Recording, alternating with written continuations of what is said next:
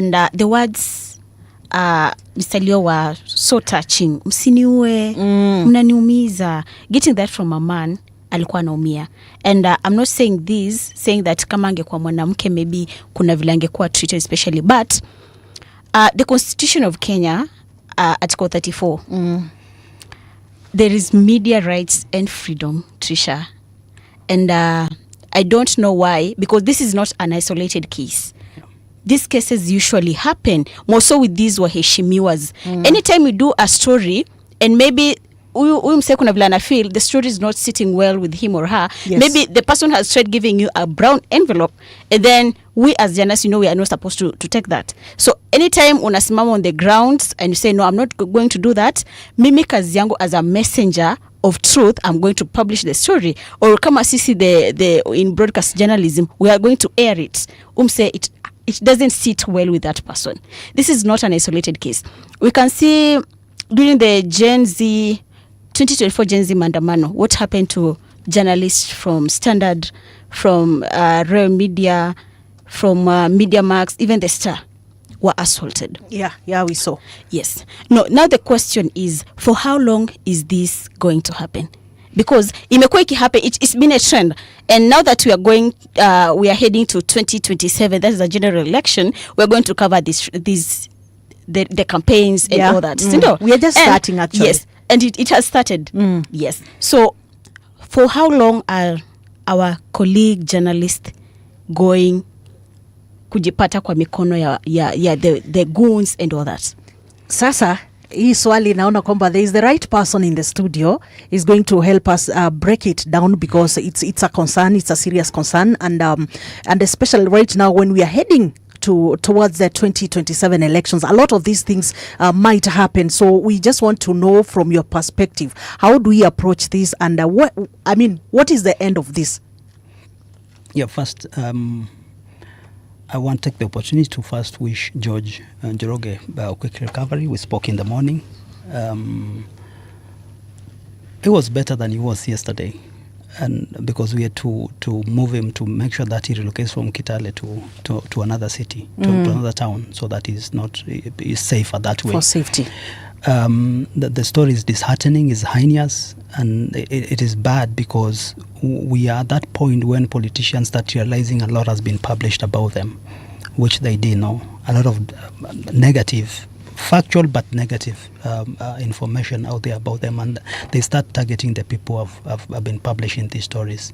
So we wish him well, and we are still collecting, trying to understand the facts, trying to confirm what's involved properly, trying to know who is the first, second and third parties, and so that we can get the police to properly investigate and get the case prosecuted, because that's where we are supposed to be. If we can get some of these cases prosecuted, then we are starting to assure journalists that you have a right to work, to do work, to be a professional, and to operate from whenever you are, as long as there's a story to be collected, to go and collect it and be protected even by the police themselves, by members of the public themselves.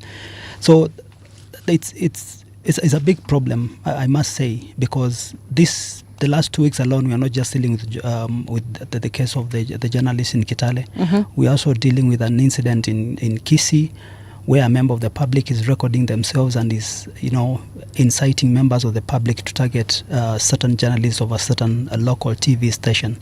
For whatever reasons, they feel it's biased. Maybe it's not biased, maybe it's biased, but it doesn't matter. They are targeting them and they are mobilizing, inciting these people to, to switch them off whenever they see them. And that case has already been forwarded to NCIC. Attention to the NCIC for action, since it's not within our purview. And again, another case involved a journalist in Machakos who is being targeted by bloggers who are associated with a government in Machakos, and basically involves doxing, involves defamation, involves trying to belittle, to intimidate the journalists, so that it's like they feel that the government is not properly covered, by these journalists, and therefore to intimidate him to cover the government more, to be present in every government event. Well, that is not journalism at the end of the day. Yes.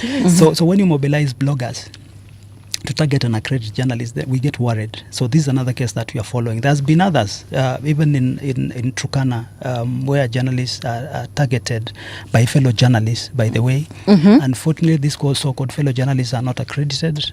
Therefore, they are not properly trained and not mainstreamed. But these journalists, they're inciting their community to threaten the journalists on the Turkana side. So again, this one again required our action to intervene to stop that, and particularly to encourage, to give confidence to these journalists who are involved so that they can continue doing their work. I mean, we go to the point, you had the clip, we go to the point where the gentleman in Kitale is like, I want to quit journalism. When it gets that, it's really bad. Yeah. Yeah. And having seen what happens in our country, it's quite unfortunate. But now the question is, because you're saying that you are trying to look for the second and the third party. So the first party, has he been arrested? Yes, the case has been launched at the local police station. There's an OB number, and he took a P3 form, which was filled by the doctor after he was treated.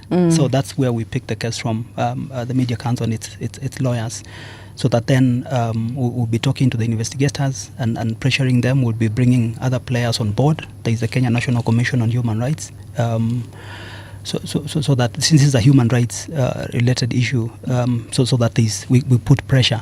We put pressure on the state parties who are involved in investigating and escalating. The most worrying thing is that after the first attack, when the journalist went and hid at the police station, he was still, they still followed him there and removed him from the police station.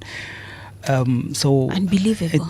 I have to say this, that we must relook at ourselves as a society, and we must ask ourselves whether we want to abide by the rule of the law, or we want the law of the jungle to take over, because it is dangerous. And it does. This is just a symptom. It's our politics, the way it is aligned. It is our politics, the way. And you've seen a lot of negative rhetoric coming from our politicians. What that does is that it empowers the wrong people. It emasculates them to start targeting, people who want a progressive society, and those people who, are supposed to bring the issues to the communities, the people who are supposed to bring government policy and its impact, negative or positive, to the communities. So they start being targeted because of this rhetoric. And it's not just the loud one that we hear. There's the undertones, that the underdealings that are done behind the curtains. That so and so, you need to check on so and so because he has published a very negative story about us. Remember the Maleve being journalist Maleve from Kitui being abducted from Kitui all the way to Nairobi, just because he had been publishing stories about a member of parliament, about not even about the member of parliament, about the community where the member of parliament comes from, complaining about wildlife, about the conflict between that community and the neighboring county community. And the member of parliament took it personally, because automatically they feel that it's going to affect my standing come the next elections. So it's really complicated, and I want to agree with her that yes, we have the Constitution, Article 33, freedom of expression, which is very critical and the most fundamental. Then 34, freedom of media, and with that, of course, we go with that 5, which is access to information. That right, that for journalism to properly function, that we need to be able to access data. Information that is held by the state, so that we can be able to report. We need to be able to access NGCDF data and indicate whether that money is being properly managed. We need to report on that objectively, and objectively does not mean that we are making politicians happy. They are going to be hurt, because we are going to report the realities. That money was allocated for a toilet, the toilet was never delivered. As a journalist, that's all I do. Yes. I report on the toilet. I don't mobilize You're people. just a messenger of truth. You're just a messenger of truth. Yeah, sure. Yeah. So that's... and I think it is high time now people get to know, the viewers and the listeners outside there get to know the limits of a journalist. If somebody is a journalist and has come to maybe an event, their work is just to report. We are coming to collect information so that we can come and also inform others. So when you see, and even katika maandamano, a journalist should never be attacked. Yeah, and there's a case in Nakuru, the High Court of Nakuru, that was taken there by journalists who are petitioning the court to make a declaration or a ruling that journalists have a right to cover demonstrations. Yeah, they have a right to cover protests, and they have a right to be protected. And the ruling was supposed to be done about 14 days to the last week. We are still trying to locate it. And of course, it's going to be positive and supporting what the journalists want. And that's the question that, from a safety perspective, as the manager of press freedom, that we've always been asking, and we are trying to explore with some of the institutions like IPOA. Is it possible that journalists can bend themselves with security officers who are covering demonstrations without being targeted?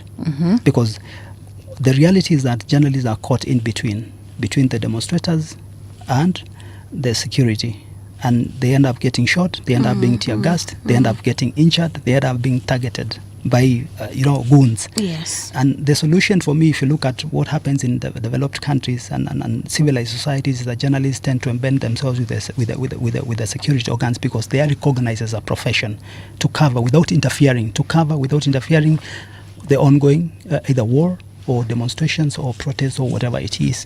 In Kenya, that is not the case, unfortunately.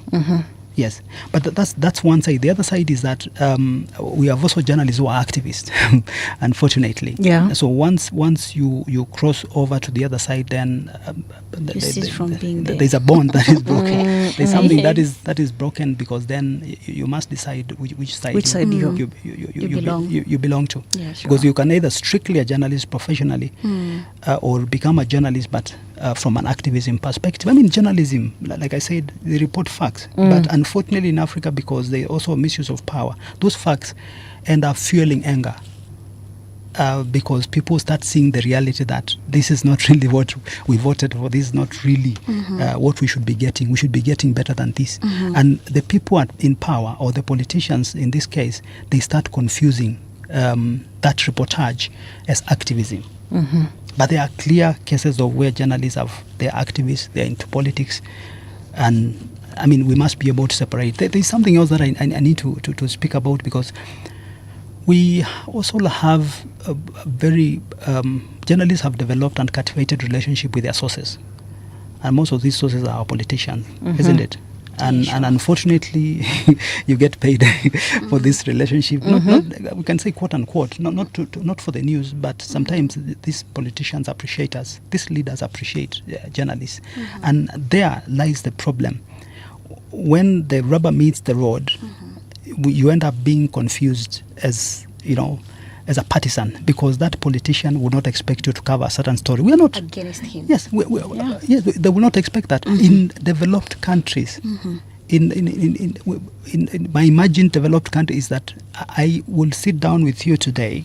You are the president, or you are, the MD of Safaricom or any other institution that we can mention. Sorry for mentioning Safaricom in this regard. I should be able to sit down with you and have a cup of tea and have a gentlemanly conversation. But when I go to my work, I should be able to report objectively about you, without you coming for me or feeling that I should favor you just because we sat down and had a cup of tea, or just because I took a ride, I hiked in your car as a county commissioner to go and cover your story. I go to cover your story, and I must cover it objectively per the tenets of the Code of Conduct for Media Practice, because that is what is expected of me. After that, we can be friends.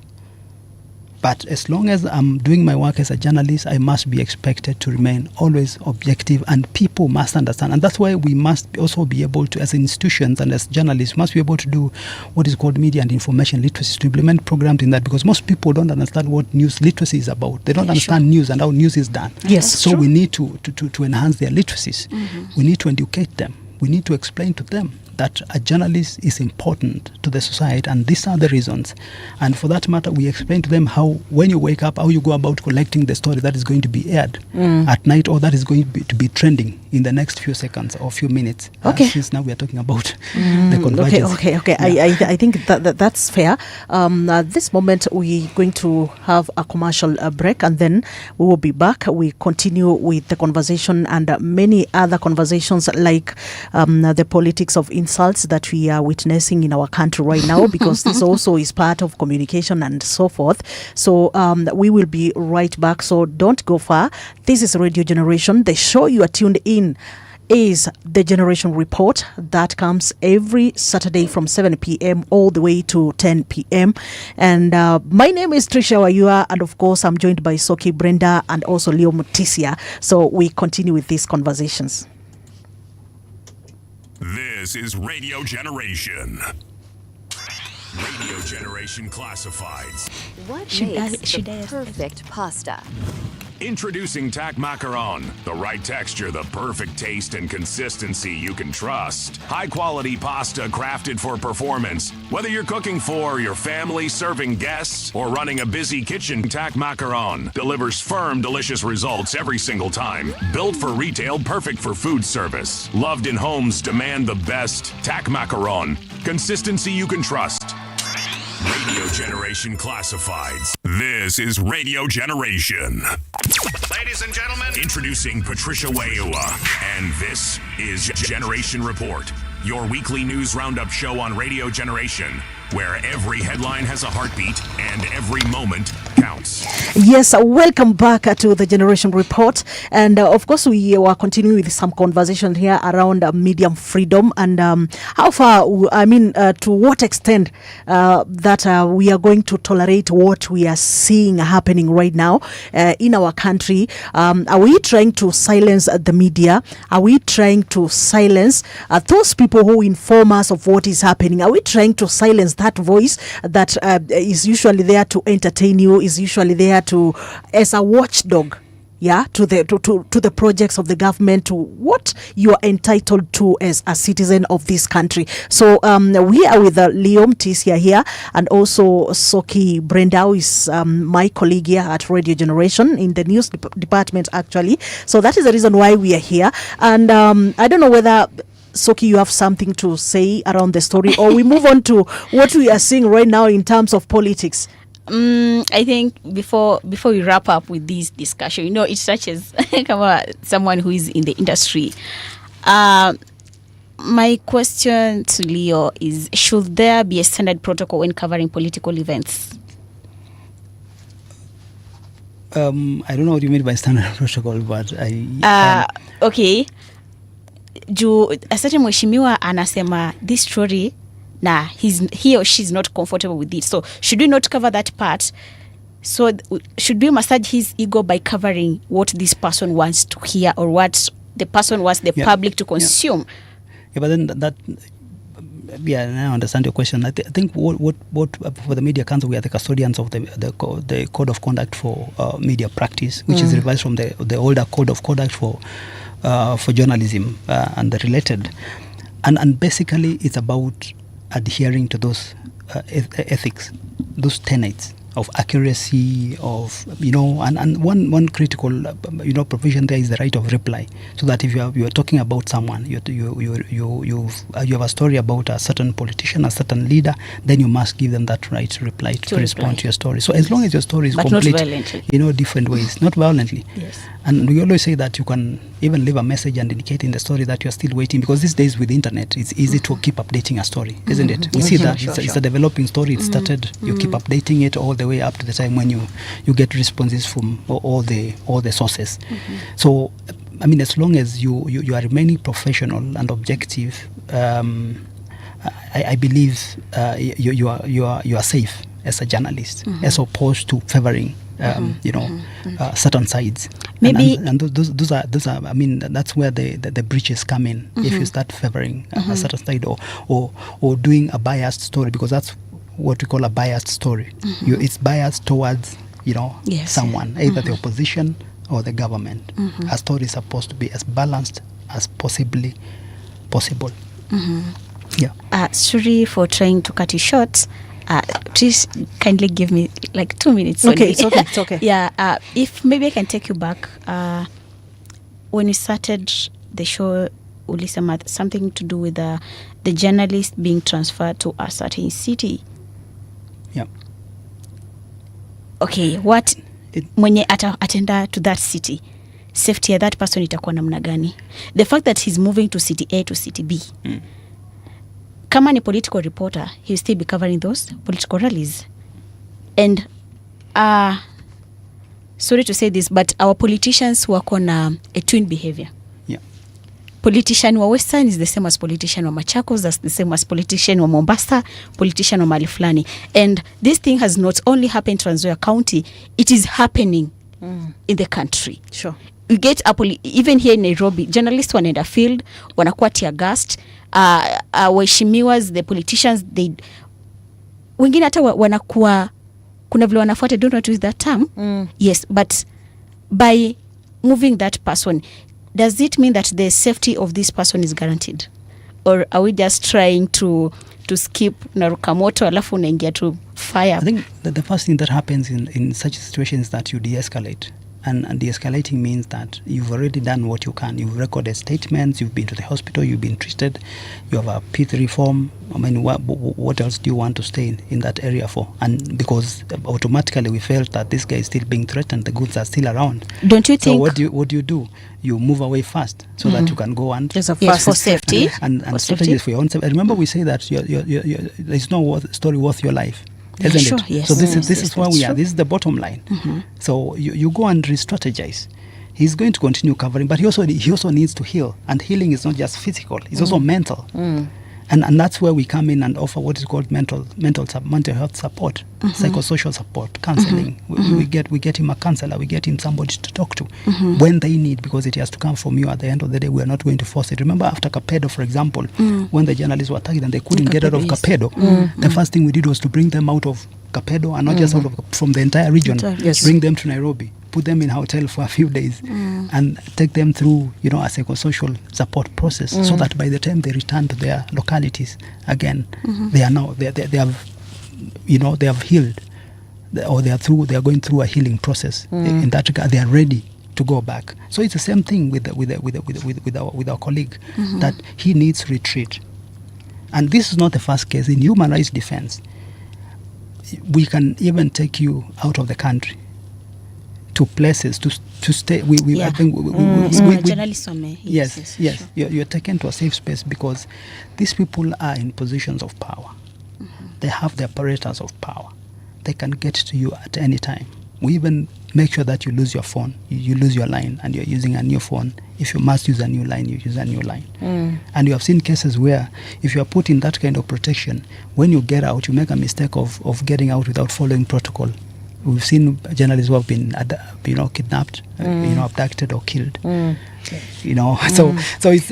we have a protocol as a Media Council of Kenya. There is a protocol in human rights work that is supposed to be followed. Well, I must commend the Media Council of Kenya for the efforts they've done, especially what he's talking about. It's something that has worked, and it works. It works. So now my problem is this is a criminal offense, what they did to the journalists. So, but personally, because I want to look at most of the time that as journalists, we will also be running away. Will we always be running away? Because we want to see an end to this, because this is a criminal offense. Thank you. We want to see the end. Remember, I also spoke about a grey area where we, as journalists, also have a relationship with the politicians. With the politicians. Yes. And we get handouts, we get goodies, and the related. So, I mean, and if you look at reports by Media Council and other institutions, that why some of the cases have never been prosecuted is because journalists tend to be paid.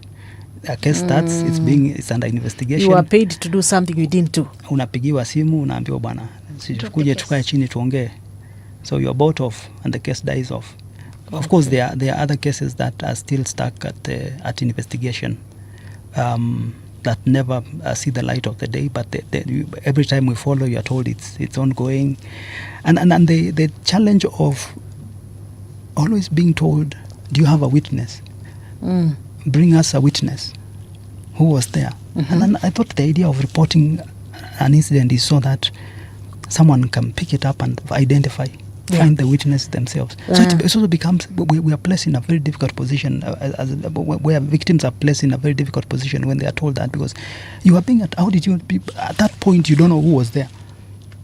You cannot, it's not your responsibility. Is it really your responsibility to produce, witnesses? Yes, you can give possible witnesses, but if there is none, then it's the responsibility of the investigating officer to establish the context and find witnesses that they can arraign, isn't it? So I mean, for me, it's a challenge to investigating officers, to the police, and the government prosecutor, because there are cases that are still stuck. They have never gone to court. They are lost somewhere, including at IPOA. They are still being investigated. So it's ni changamoto sasa kwao. So that I wish we can get some cases completed, so that we can be saying, we can set a precedence. We can be pointing at examples. Because that is what we are really looking forward to. We see a precedence, so that now every other time we can always refer. We have somewhere to refer. We can say, so and so did this to journalists, and this was the end of that case. At least that way we will rest assured that somebody is watching and over us as journalists. But again, it's also a challenge now outside there to the people. I want you to assume that dark era.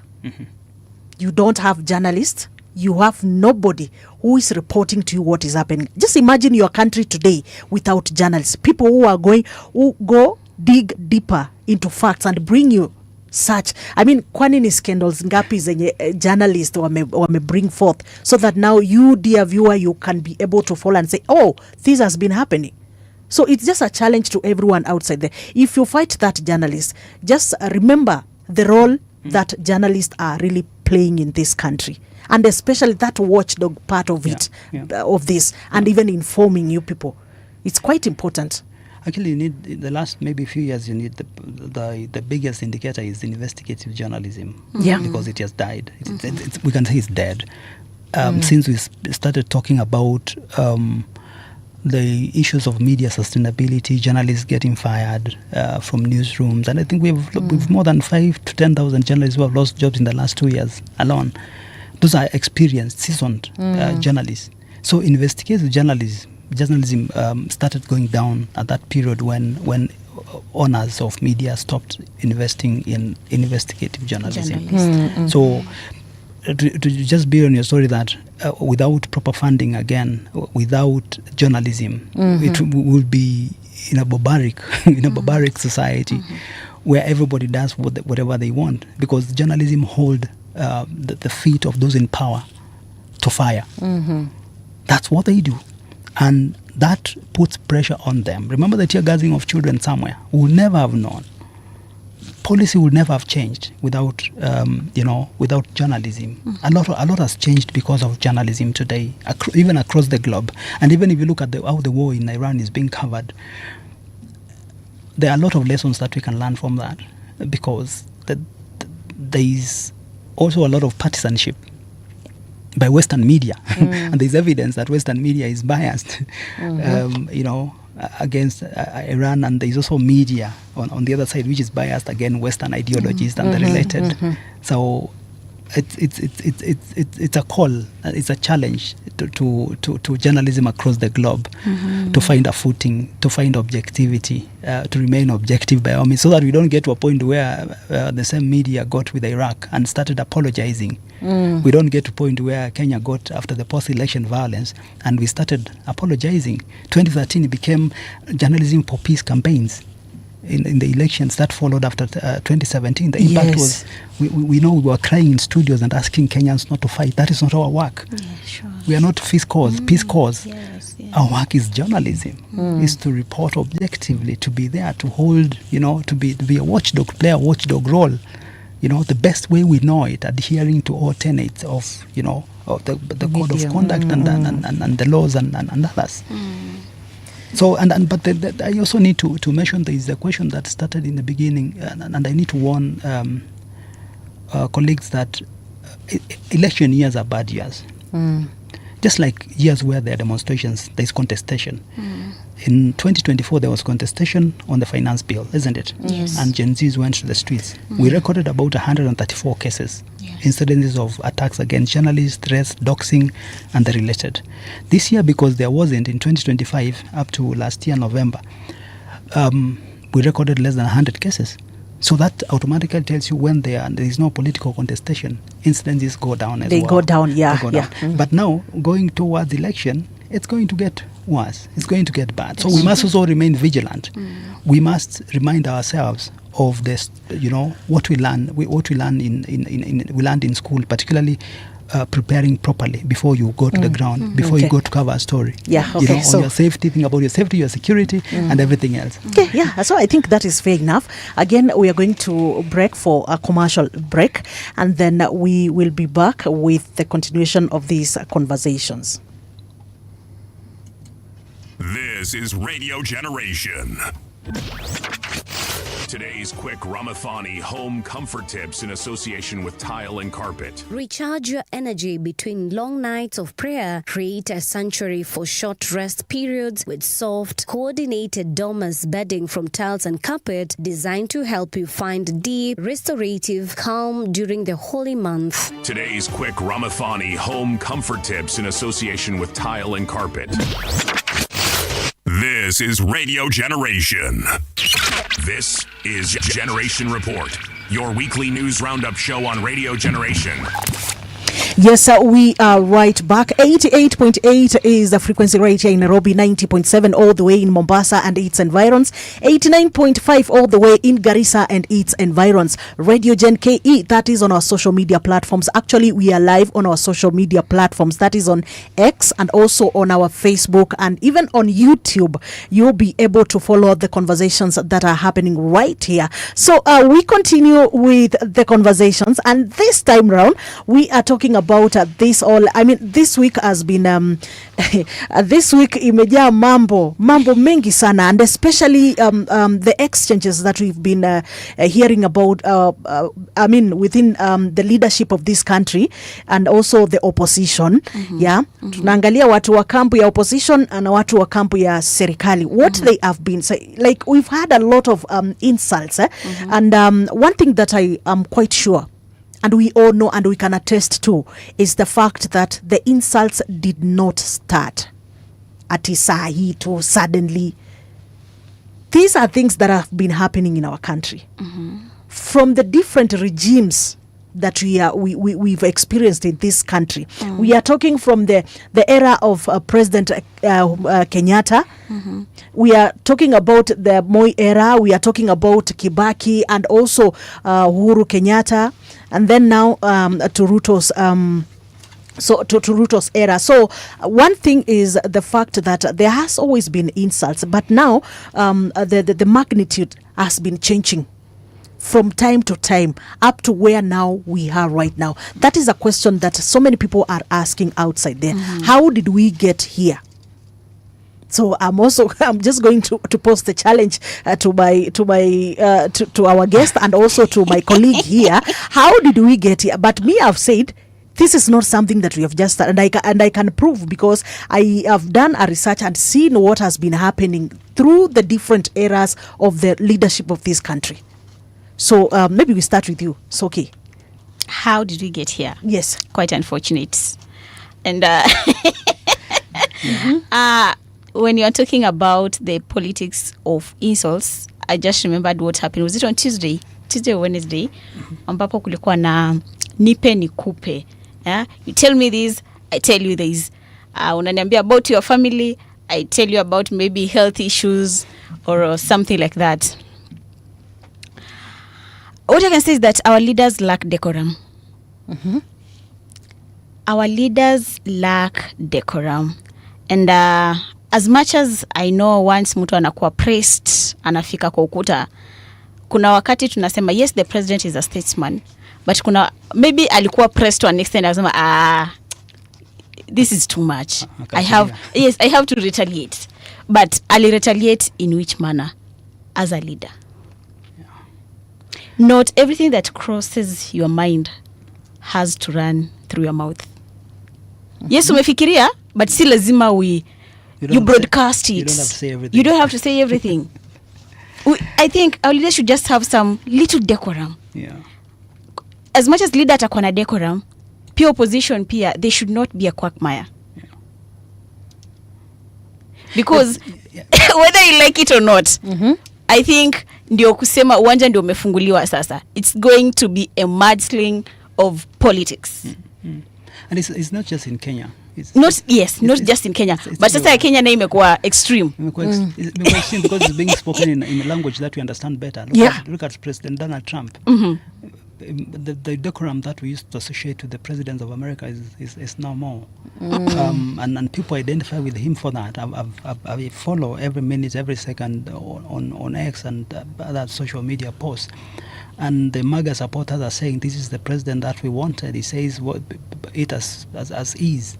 And I think we are already, we are borrowing from that. There was a time in Kenya, not government, after the post-election violence, like I said, things went down, the rhetoric went down.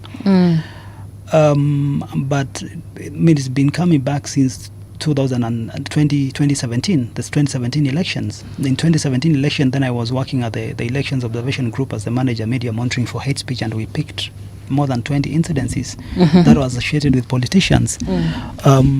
Direct insult. Remember when a politician at a NYS event in Kabete, gave the youth machete and advised them what to do with them, that is to defend anyone who is attacking the NYS projects So it all starts there. But I think there was silence when NCIC reined in on politicians and forced them to record statements, and there were cases that were taken to court. Some of them were fined, and others, of course, went through a process of negotiating and being advised properly. Because remember, in 2010, on our negotiated constitution, we have the leadership and integrity chapter of the constitution. It is for these reasons.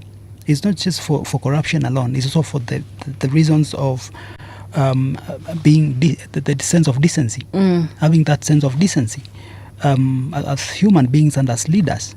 But also, what are we as a society? Look at Kenyans on Twitter. What you call Kenyans on Twitter, now Kenyans on X, and how we vilify, how we attack, how we target our competitors from other countries. That is the society that our politicians are also illuminating, or KOT illuminates our politician. So they are a product of the same society. The question is then, should you be different once you get into a position of leadership? And the answer is yes. You must behave differently. You are supposed to be a role model. But also some people are asking, who said I should be a role model? I'm not your parent. Look, musicians. There's a famous one who keeps on saying, "I'm not your mother." Yes, we have seen that, and therefore we must then interrogate ourselves as an entire society, our philosophies, our theologies. Because we are a Christian society where we are not Christian at 80 whatever percent. We are 15% Muslim, and then the rest. And these are values that we are supposed to align ourselves with. Are we properly aligning ourselves to those values that we are taught in Sunday school, that we grow up in catechism, that we grow up in madrasa and other places? Once you become a politician, are you exempted from behaving as you are taught while you're young? We must revisit ourselves as a because society. I remember there's a time I remember people questioning us, asking David Maraga, when he said that he wants to vie for the presidency. So people were like, you are a Sabbath I don't know, Sabbath leader or something. So utawezana na siasa ya matusi. So it's something that we have normalized in our country. Yeah, it's a normal thing. And it was where a female candidate is involved, particularly online. Previously, when there was no social media, they would target them in the platform. And if you look at most female candidates, they start wearing, trousers, jeans, inside the dress, because of the bad things that would happen to them, by the opposing supporters of the opposing candidates to be in an attempt to intimidate them, to get them off. So today now they're being targeted online. Somebody tells you, remember what happened to Mother Karua, Honorable Mother Karua in the last elections? People started looking at how she looks like, telling her she doesn't look attractive, and they related as a way of intimidating her. We have seen that. So it's worse when the women candidates are involved. And remember, they are not economically, strong. They are financially, they are not as capable as their male counterparts. So we must rein in on this. We must stop it. We must find a way of stopping it. How to stop it is another question altogether, because are these civil cases? Are they criminal cases? How do we go about it? Do you address it at the political party level, where the political party must stand with women candidates properly all the way to the end and encourage the right rhetoric? But I believe that if leaders were to decide and sign, agreement letters, or I don't know what commitment, letters of commitment to behave in a certain way in every election, so that kind of rhetoric doesn't come out. Yeah, because then I think we'll be in the right, I think some people are arguing, saying that, they served first, so we are just responding. You get? That's what they are saying. And some other people saying now that the presidency should be respected in terms of, they said that some of these sentiments coming from the president, they don't reflect the value of that office. So, and again, I also say it's not about the president alone. Even the everyone. But the Bible says that you turn the other He's cheek. a politician. Well, the Bible says you turn the other cheek. Yes. The worst war is fighting someone who has nothing to lose. I think the president could have attacked intelligently. He's a doctor, for God's sake. And attack intelligently. But once you attack, I don't want to mention, respond. But once you respond to someone who has nothing to lose, ni kama kucheza mchezo wa matope. Kuna wale hiyo sasa matope ni field, na kuna ile ataogopa kuchafuliwa. Well, I want to disagree with that.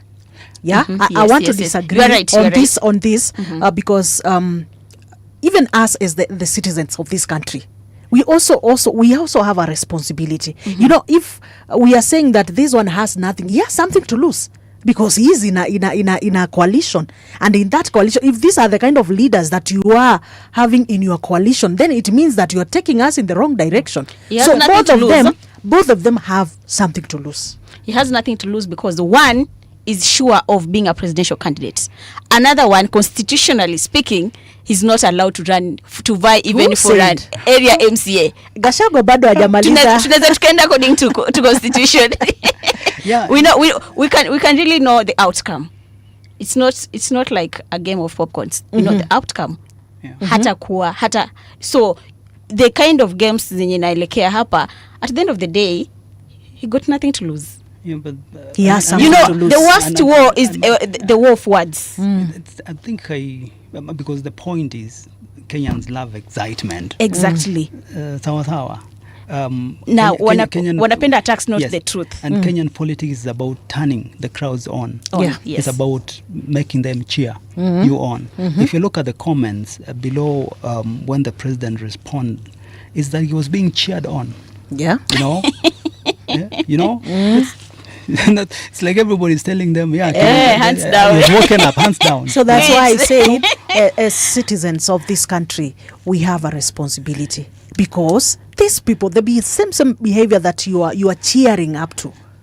Yeah, wakikuja wakiongea wakitukanana, you are cheering up. Those are the people that you are putting in that office. Office whereby you want accountability. That office whereby you want good leadership. Yeah.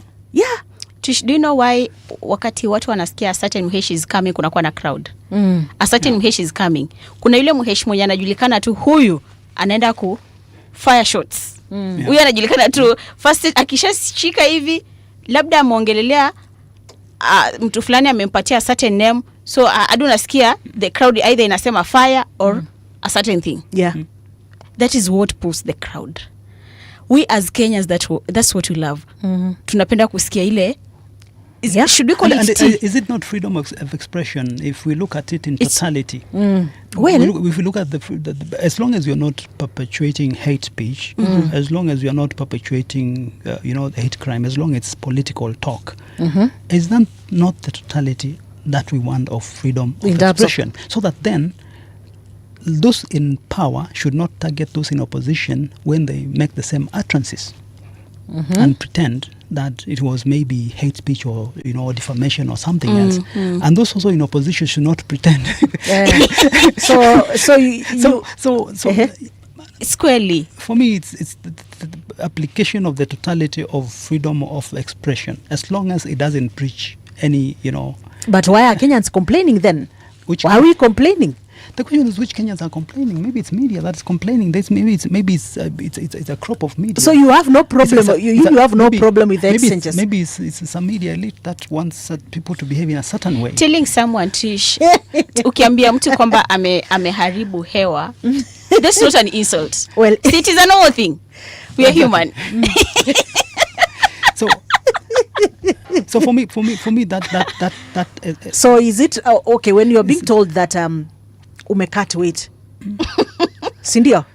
well, in this days The they call it- statements that tunasema hapa, most of them actually ni vitu tu zenye ni vitu tu za kawaida. these days they call it body shaming and the related, but is it a crime? That is now the question.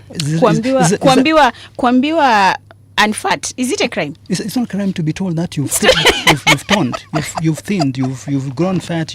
I don't think it is, but again, it all goes back to our values as a society. Like we keep saying, what are our values? Do we care about those values? Do we even have them? First and foremost, do we care about those values?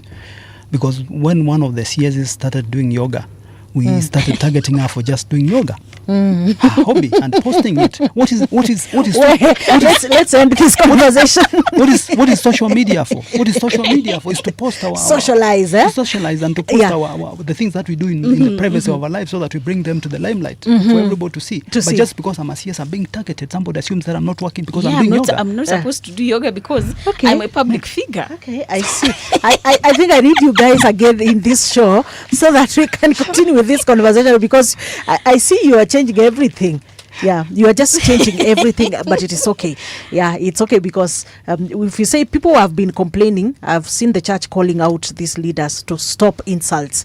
So when you say it's just media, it's not us. The church is calling, Even the but church they will not and even stop. people. But anyway, so I think let's call it a conversation, because now we are about to bring in the other guests to continue with the conversations right here at the Generation Report. So please don't go far away. Thank you so much for Leo Mutisia for coming. Thank you, Soki, also for joining this conversation. So see you you. next time. You're much welcome. Generation, the sound is fine. Pump it up, turn it high all the time. Let the music move you, let's sway. Radio G's got your jam all day. Radio Generation, the home of urban soul.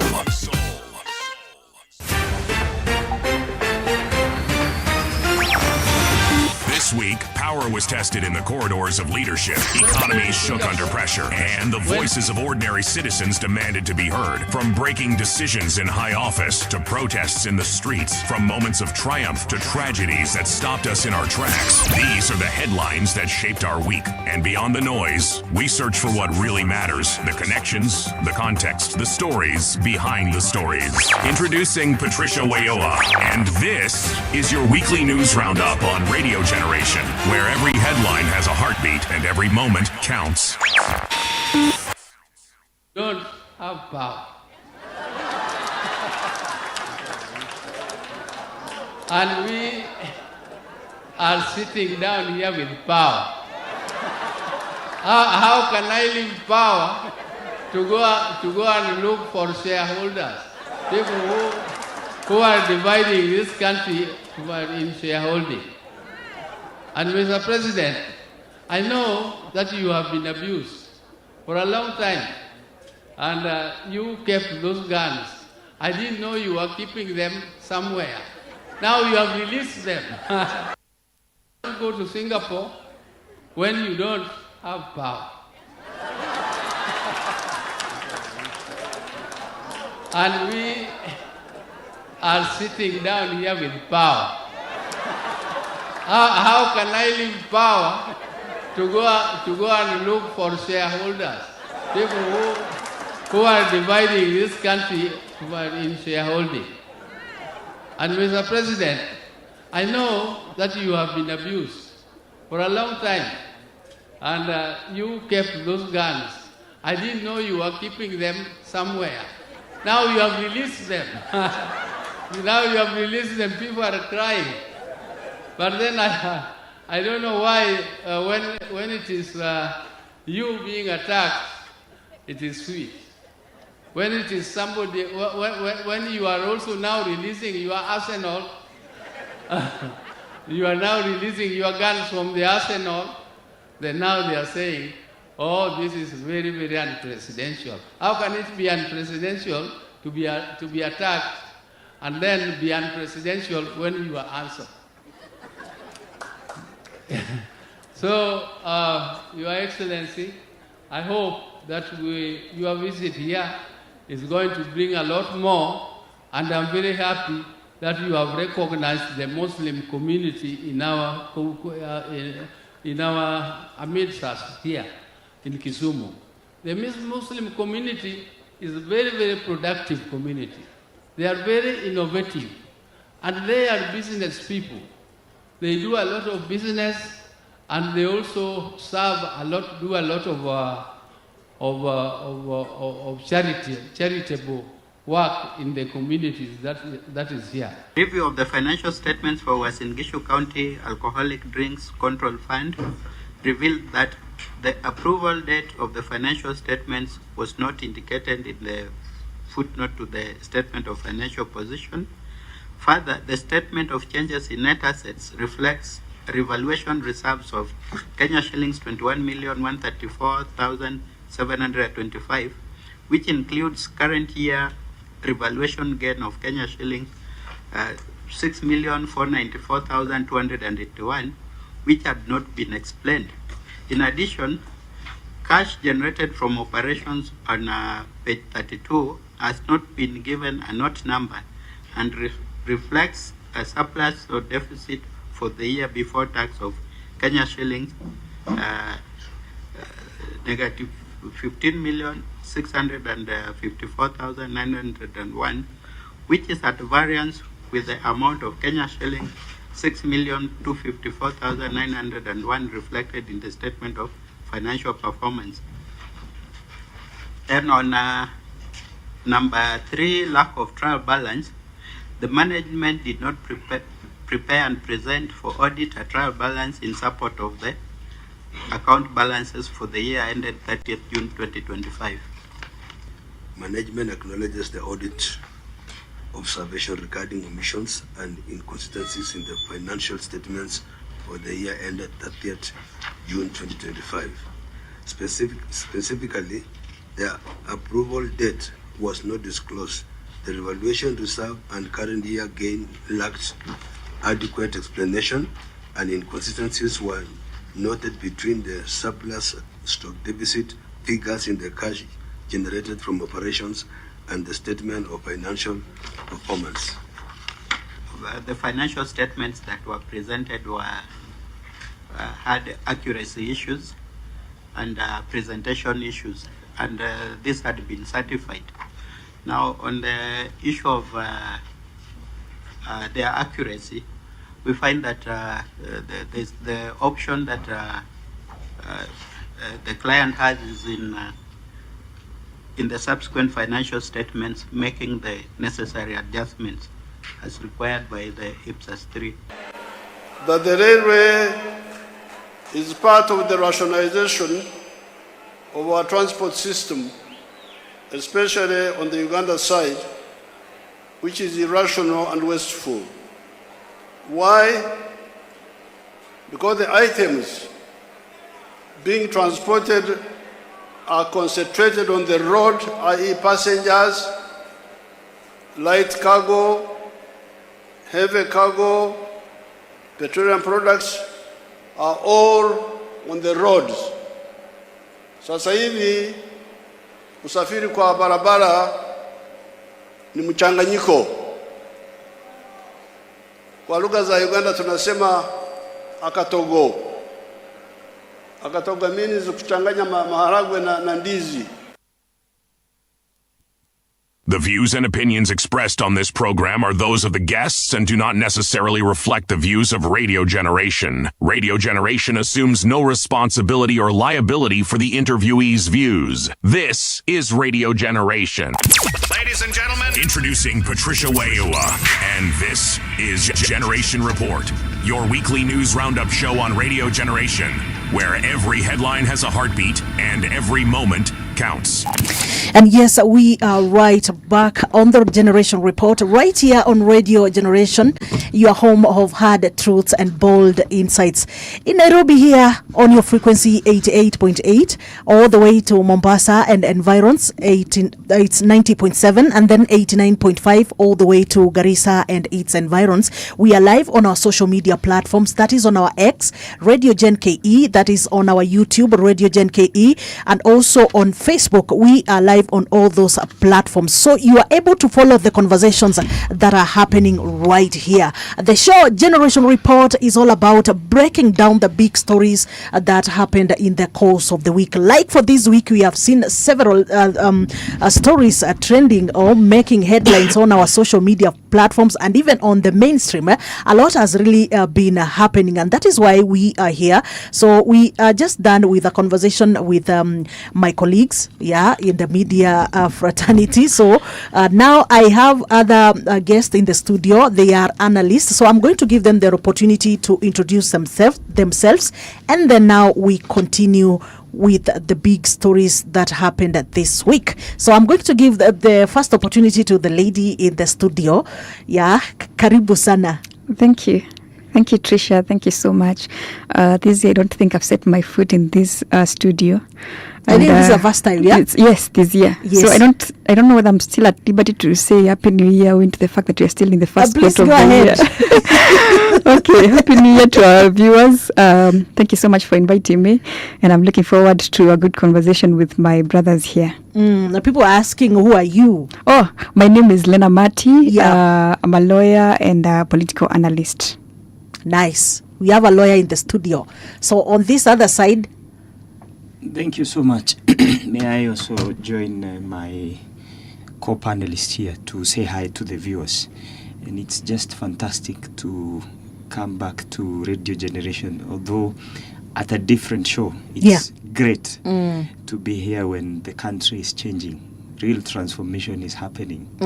As we speak, by the way, even despite the rains that are ongoing, our government is building 6,000 kilometers of road. We are connecting just today. The president has launched, or rather from yesterday, the railway from Narok all the way to Malaba, which is going to go up to Uganda. As we speak, by the way, the economy is stable at a rate of 5.2%. So it's a fantastic time to be having this conversation. Okay. Karibu sana. Karibu sana, Kariuki. Okay, you didn't say your names. My name is Kariuki. I'm the leader of the youth in the ruling UDA party. Yes. Youth leader. National youth leader. Yes. In UDA. Yes. Karibu sana. On this other side. Thank you so much, Trisha. First, allow me to appreciate Radio Generation for actually finding time to host young people here so that we can also contribute to the national conversation as far as the growth and development of this country is concerned. My good name is Senator Ken Babu, and I stand in as the chairperson of the United Opposition. And I would like to just put it on record that contrary to what my brother has mentioned, the economy cannot be stable until Kenyans or citizens of a country are able to educate their children, are able to get timely and quality health services, are able to put food on the table. Until then, even the president decides to construct a road and a railway that heads to heaven, we cannot say that the economy is doing well. So my brother, if by any chance that in the village where you come from, there are people who cannot feed their children, and there are people who cannot take their sons and daughters to school, it will be safe for you to denounce the statement that you are saying that the economy is doing well. So thank you, but we are going to have a conversation. I know you'll agree and disagree. Tricia, you know, Tricia, I feel under siege here with my two brothers. I think we may need a fire extinguisher. Actually, I told my boss that we need a fire extinguisher in this studio. We do. Yeah, because kama itaanza hivi. The good thing you are there at the center. Yes. At least you're there at the center, so at least things kabla afike huku tutakuwa tumeshaita polisi. So anyway, we've had several issues this week making headlines this week, and kuna moja hapa imekuwa tumetoka kuzungumza maswala ya the insults that we are seeing in these political rallies, and of course people have different opinions. There are some people who are calling it freedom of expression. There are some people who are feeling that our leaders lack morality up to this point. And there are those who feel like this is just normal, because I was looking at the history of Kenya and in terms of the politics and in the different eras of the administration of this country, from the era of the first president of our country, Kenyatta. Kulikuwa na insults. I remember kuna watu walikuwa nawaita jina fulani hapo, the opposition, that is the opposition led by the late Oginga Odinga. Yeah, kuna jina alikuwa nawaita. And then when you come to the other leadership of Moi also, you realize pia kulikuwa na issues. You come to the leadership of Kibaki, kuna wengine walikuwa wanaitwa traitors, betrayers and so forth, troublemakers and so forth. So these are things that have been happening in our country. But now, looking at the current era and the previous one, I think now we are just doing that sharp rhetorics and insults zenye ziko too open. So I don't know what are your takes around that before we continue with the rest of the topics. Again, I start with you. Okay. So, you know, as I was looking at the open display of our leaders, you know, while they were throwing insults at each other, I went back to the time that we had not yet been colonized and civilization had not yet advanced. And I was looking at the council, the leadership pattern that we had back then of the Council of Elders. You know, the Council of Elders were revered. They were seen to be people of dignity. They were people that were very much respected. They were people that were identified with particular values, such that if a Council of Elder is identified with something that is contrary to the values that our community used to behold, then even they could even be sent away from the community, because they were contrary to the beliefs of the of that particular community. And I looked at it from now, the kind of leadership that we have right now after civilization, and yet we call it civilization. But it's even worse, and it's not just in Kenya but across Africa. You see, one thing, Tricia, is that if you want to understand how a particular community is, how a particular society is, there are some things that you can be able to look at to be able to understand that community. And one of them is language, another one is culture, the other one is their interactions. When you look at countries like America, we can identify them with hope.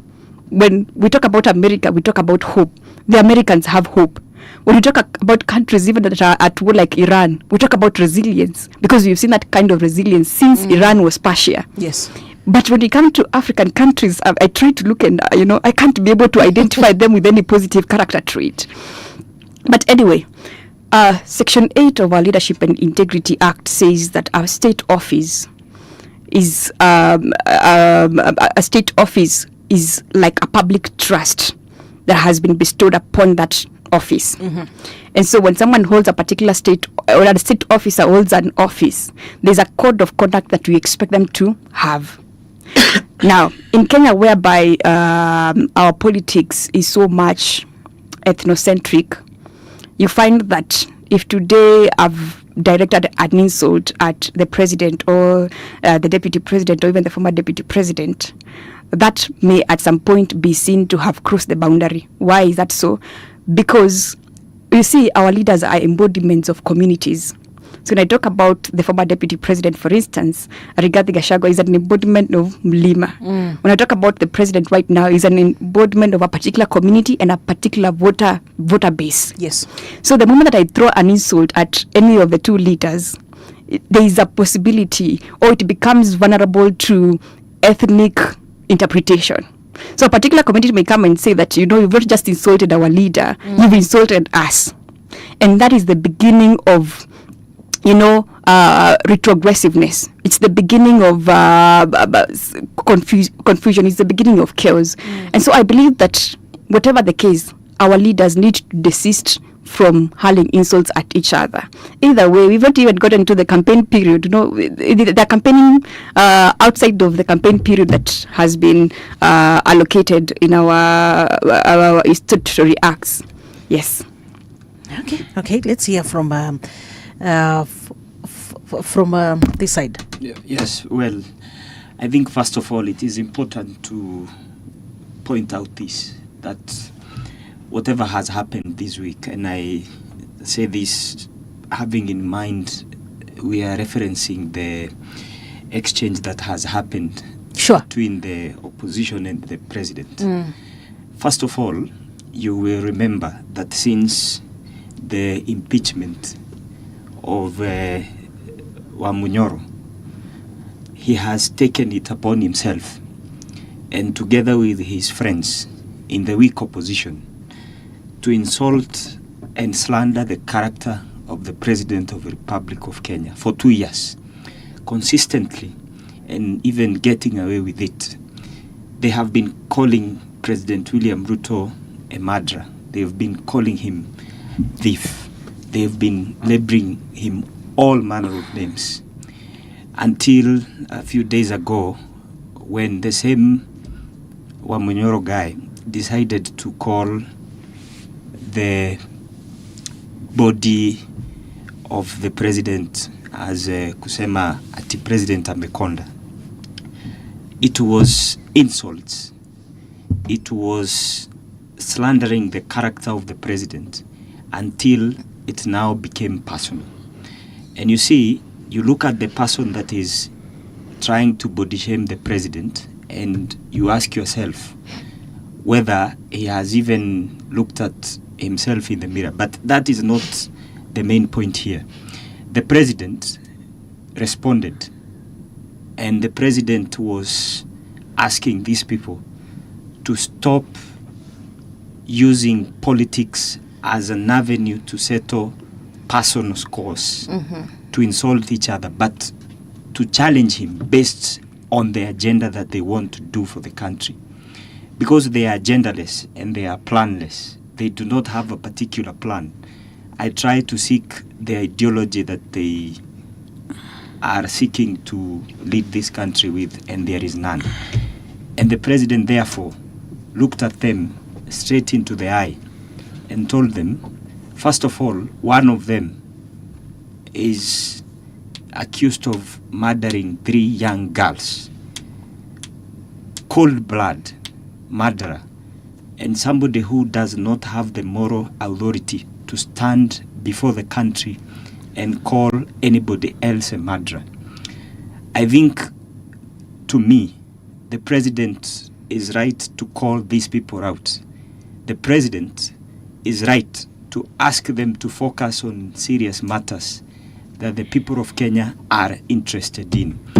The president will not apologize, and I think he should not apologize to anybody, because we ask ourselves for these 2 years, and this is where we now ask the church, and especially those that have come out to give their comments of this. We respect them as the UDA party and as part of government.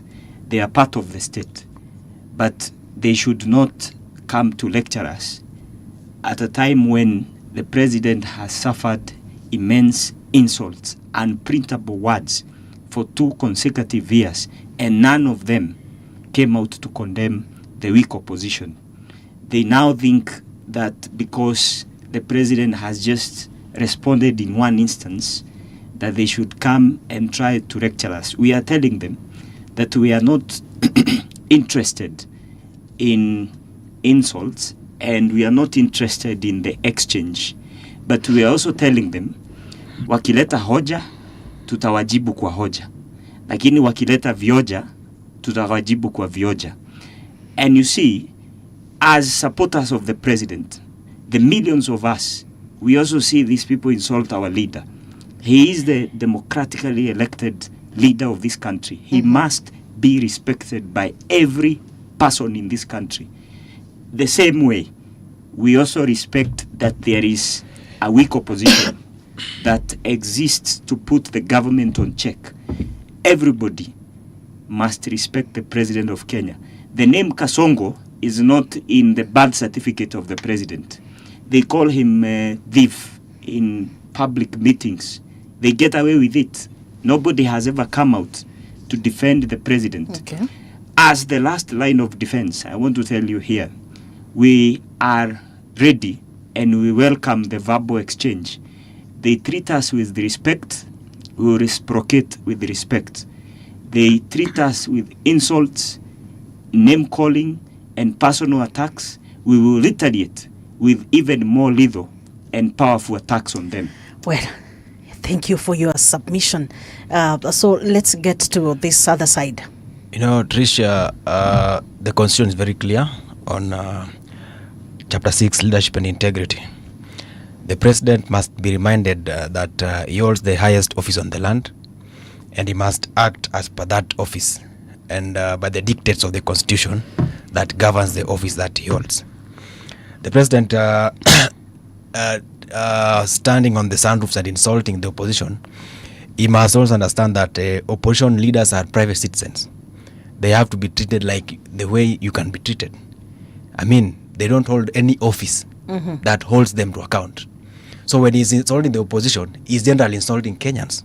So he's telling Kenyans that you guys are too fat. You need to go and do a gym. You get that? But what I want to put on record, nobody is accusing President Ruto of murdering anybody. People are just telling the president what he oversaw, what he presided over. I think my brother was not on the streets. That's why listening to him, it looks like he came to Kenya yesterday. Just to remind him and bring him to speed, we lost 63 young Kenyans, men and women who are below the age of 35. Those are not just 63 people. That is a whole generation that was swept away just for the president to force in a finance bill that had been rejected by the entire country. Such a person, when he is told, he is reminded that you were the president when these people were killed, he feels so offended that he's being called a murderer. 2, the issue of stealing and the theft of Mr. William Ruto has not been wasn't referred to as a thief yesterday when he came to presidency. The fellow has been on record being questioned on different scandals since he was a minister. I remember sometimes back when the former Prime Minister Raila Odinga sacked him on the issue of maize scandal. When he was questioned on the issue of maize scandal, it was found that the guy had smuggled and corrupted the process of maize facilitation. That was that then he wasn't the president. While serving as the deputy president, the fellow is on record having interfered with many procurement processes, and he was accused many times of corruption cases. Right? And those accusations, he never came out to defend himself. And the few, my brother, you will come on board. Please, just give me time. The few that he went to court, he was found guilty. So so when we come out and call Mr. Ruto a thief or a man who oversaw the killing of young people, these are things that are there, and we are not visitors in this country. We were born and raised here, and we've lived here. We've witnessed these things happen, and history will remind us. Let me tell you, Trish, recently we saw the scandal that went around Nairobi hospital, and the president himself was at the center. But before he came out to clear his name, he was silent, and a letter came from State House signed by Felix Kosgei, who is an appointee of the president, demanding that 3 board members be incorporated, giving the president's side majority of board members of that hospital. Remember, Nairobi Hospital sits on a 26-acre piece of land. So who is the interested party to take over the hospital? It is not the first time that Nairobi Hospital is having a patron. Kibaki was the patron there. We didn't even know about it. Kenyatta Junior Uhuru was a patron there. We didn't know about it. Why is it that during the time of President William Ruto as a patron, then there must be a case, there must be an issue with the board members to give him majority in the board? In the board. To add on that, we saw issues around Tuju Saga, and you heard Tuju talking, and the names that he mentioned, the arrow directly points to his boss. Get that? So when we come out and call these things out, we are not calling them out for our own interest. We are protecting those Kenyans who cannot speak for themselves. And I want to land by saying, recently, we saw State House was allocated about 17 billion. They are asked for 17 billion. Ya chai na mandazi. Ndio ndugu yangu hapo waende huko wakunywe chai na mandazi. With many advisors doing nothing, absolutely nothing. So what the opposition is doing is very clear. We are calling out a rogue regime led by a rogue president, a fellow who has refused to listen to the voice of the people. Okay. And let me land. My brother, you respond. We are still here. Yes, you respond. please, yeah. I want to put on record that this government has birthed many billionaires who cannot explain exactly what job they did, what tender they did, how they made the billions. They cannot explain, but they are billionaires walking around this town. That is okay. That is your submission. So Yes. you wanted to respond Yes, to I something, think- but before that, I was looking for that. I was looking for a clip here of the president when he said, when he came out to say that he was called by, the Nairobi. Some of the doctors, they are the ones who called him for him to come and intervene. But what is Dr. Obwaka saying? If you play the president's clip, then play for us what Obwaka was saying. Because Obwaka doctor is the one who was arrested. And the two doctors that were picked from the theater, we also need to hear from them. We cannot be leading a country by the version of president's thinking. Kenyans must Okay. I think Okay. it is important So let's- for me to respond. First of all, the weak opposition has relied on the same empty, cheap rhetoric, and talk is cheap. And I want to say here, because I think this is a very credible show, it is important for us to talk with facts. Sure. We cannot rely. Actually, I want those facts. We cannot rely on the cheap online grapevine talk that has been brought about by the opposition on the president. You know, he's talking about issues that the president was acquitted of long time ago. And that is why in this show, when we are conversing, I believe it is important for us to keep ourselves into the lane of fact. But my response to him on particularly the issue of the Gen Z, first of all, we are sick and tired of these accusations left, right and center on our leader, because the president is the leader of this country, and where else the citizens of this country have a responsibility in the constitution to exercise their rights to do whatever they want within the dictates of the law. We also have limitations to those rights, and all of us must act responsibly. When I respond to the issue of the Gen Zs, this is what I want to say, that the president, as the president of Kenya, cares about the young people of this country. And we are sick and tired of these accusations of every time people saying that the president has killed Gen Zs. Remember, during the Gen Z protests, and I wanted to go on record, and this is my response to it. I have not spoken to it for a very long time, that as the people who are in charge of the implementation of policy in this country, part of government and the part of the ruling party, we are saddened by the loss of lives during the Gen Z protests. But at the same time, we acknowledge that there are so many Gen Zs that died in the unclear circumstances of war during the storm in Parliament, or by the recklessness of some rogue police officers who are known by names and they are facing justice in courts. Those police officers are not called William Ruto. There is no name that is known as William Ruto amongst those that are facing justice. And we ask our legal institutions to do their part, our judicial system to do its part, and make sure that the people who lost the Gen Zs, the families, are able to get justice. These guys from the weak opposition must stop forthwith to accusations that do not make sense on the slandering of the character of the president on a matter that is already ongoing in our courts. The police officers, for instance, the one who shot a guy by the name, was it Karaoke, who was selling masks? Who was selling masks, yes. At Moi Avenue, is facing justice. The others who are shooting people across Moi Avenue, we know them by their names, and we are asking the weak opposition to desist from this manner of insults and accusations that are just pure nonsense. Lastly, I think that the country is now seeing where we are heading, and we can already see the issues that are forming part of the conversation. I am interested in a conversation where today the weak opposition will stand up and question. And I saw a video by Wamunyoro the other day acknowledging that the president is implementing some of the projects that are in the plan. That is a conversation that we are inviting the weak opposition into.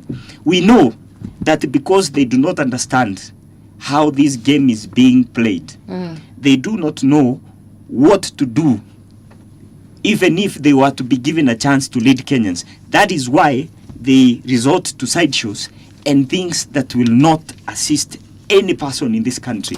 They have to now come out in the open and be honest enough with Kenyans and tell Kenyans that they have ran into bankruptcy of ideas. They cannot be able to even conceive the list of an agenda and sell to Kenyans. That is the unfortunate reality that we have in this weak opposition. Thank you, Kariuki. Let's hear from Lena here, because she's a lawyer. Maybe she can, and again, she sat in that committee that was working on the 10-point and the NADCO report. So she's in a better position to tell us what happened. Is there anything happening to bring the justice, especially to the young people who lost their lives and the families that were affected during that time? Okay, thank you so much, Tricia. But allow me to first state that there is no one that is immune to the law. There is no one that has or can be able to insult another and get away with it. Actually, according to the national the NCI Act, which is, of course, that has formed the NCIC. Any person that is found guilty of hate speech, any person that is found guilty of hurling insults at each other is liable to a fine of 1 million. And I believe that both the president and the leaders of opposition, they have the mandate to ensure that their politics is grounded on the ideals and the values that we believe in as a people.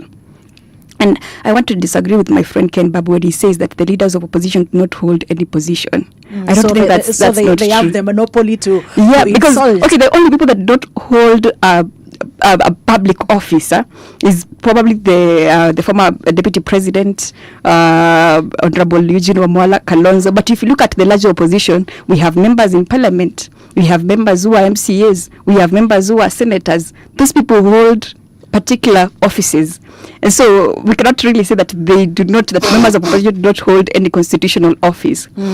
Secondly, we need to rethink around having our politics on having politics that is issue based rather than insult driven. One of the countries that I like when it comes to the opposition is the United Kingdom.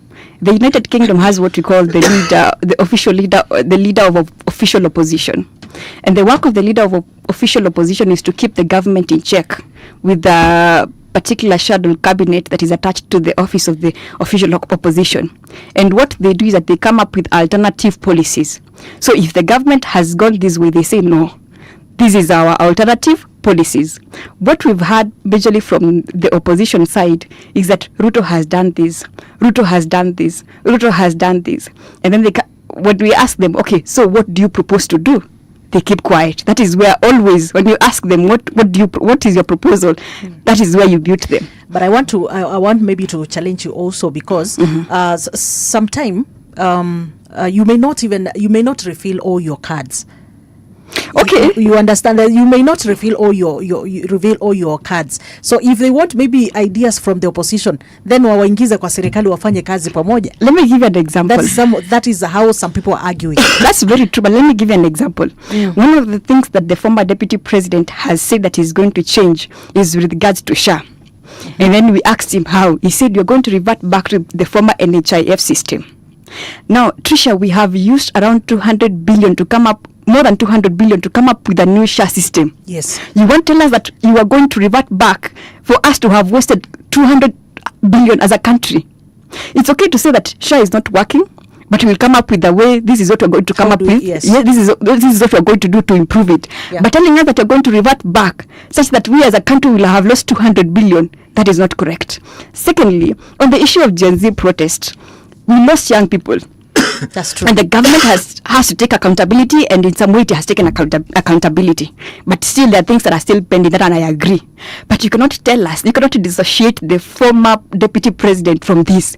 It was the official deputy president when the Gen Z protest happened. Secondly, in 2023, when the opposition back then, the Azimio coalition, when they went back to the streets, who was overseeing that? It was the former deputy president. In fact, he was saying that what the opposition is doing is wrong, and he was calling on the police to go after them. So we cannot really dissociate the former deputy president from all this kind of violence that we have been able to see.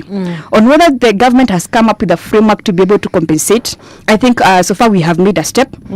There is number one, a panel of experts was formed to be able to oversee the implementation of a framework that has been formed actually, or that is in the process of being formed by Kenya National Human Rights Commission.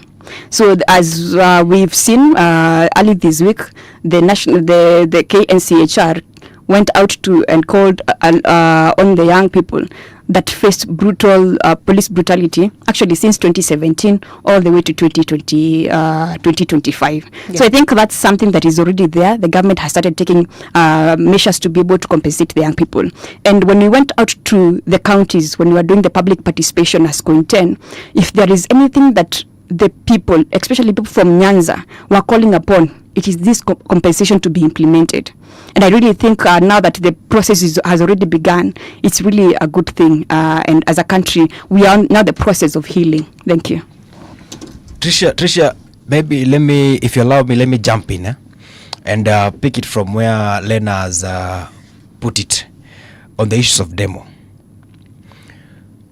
She's mentioned that we cannot disassociate Rigathi Gachagua with the demonstrations and of course police brutalities. Now I want to ask you, where was Rigathi Gachagua in 2014? 2014. Where was Rigathi Gachagua? Are you saying 2014 or 2024? I mean 2014. 2014. Where was Rigathi Gachagua in 2017, 2018, 2022? Since 2014, I have been participating in Raila Odinga's demonstrations, and we were met with serious police brutality, and men and women were killed, young people were maimed. And the constant person between 2014 to 2024 has been William Samoei Ruto. Okay. So let me pass my point, my brother. You were talking, I was calm. So what I'm saying is this: when we are pointing fingers to the president, we are not just waking up from the bushes and saying that, give us an explanation. We have historical background to justify that the constant person who has been on these police atrocities is the president of Kenya today. In 2018, I remember we are at the Globe when Raila said that when the people are tired, they will act. We were seriously beaten. And the person who was behind all those was the deputy president then, who is the current president today. So it doesn't matter whether Rigathi Gachagua was in or not. What we know historically, it is justifiable that the man who was behind all these things eventually became the president and he was now at the center. Let me make progress. On the issue of compensation accountability, it is good, and I appreciate what the committee where my sister sits is doing. But the question remains, how much compensation will you give Rex family for them to be satisfied that they are now making peace with the fact that their son was killed? How much compensation will you take to Homa Bay to sort out the family of Albert Ojwang, Denzel Omondi? What is that amount of money that the president wants to tell us that if today he kills or Leramati dies, the family of Lena will be comfortable that our daughter was killed and we have been paid? Ken, I think now being objective, let's just be I don't know how to put it, but the question is, so what do you want the government to do? Yes, people died. Yes, and the government has said that they want to give them compensate. Yeah, and of course, those who are behind the killing, some of them we had bado wako kuna cases inaendelea. So what do you want the president to do? I've started by acknowledging what they are doing. But what I'm saying is, we should not see such actions proceeding, because even after these people were killed in 2024, still we've seen similar situations and scenarios that can result into more deaths. Juzi tumeona attacks in churches where police officers are using live bullets, tear gas being thrown in rallies. If we are serious about compensating the people who are killed in demonstrations, then the president and the regime must act in a manner that suggests that we are also saying that apart from compensation, we are not going to kill anybody anymore. We must respect people's lives. That we are in agreement. We must respect people's lives. That's one we are in agreement. So yes. Still on the issue of demonstration, Karaoke, you'll get the time. You cannot get away the current deputy president Kithure Kindiki from that matrix. He was the CS Interior in charge of all ammunitions. So then, if you are saying that William Ruto is not involved, then his deputy was involved. So the two of them has a question to respond in that regard. I read my case on that issue. Let me handle something about. Because we need to switch to something else. Let me just handle something about the economy briefly, because my brother mentioned something to do with that. You know, today as we talk, how do you measure the economy of a country, whether it's doing well or good? The easiest way to measure the economy of any country in the world is by the ability of its citizen to get something on their table and eat. If the citizens of a country cannot find food on the table, that economy, it doesn't matter. Even if Ruto will give us railways zitatupeleka Singapore to Rudi, so long as in my village there's a family that cannot fend for themselves, the economy is doing badly.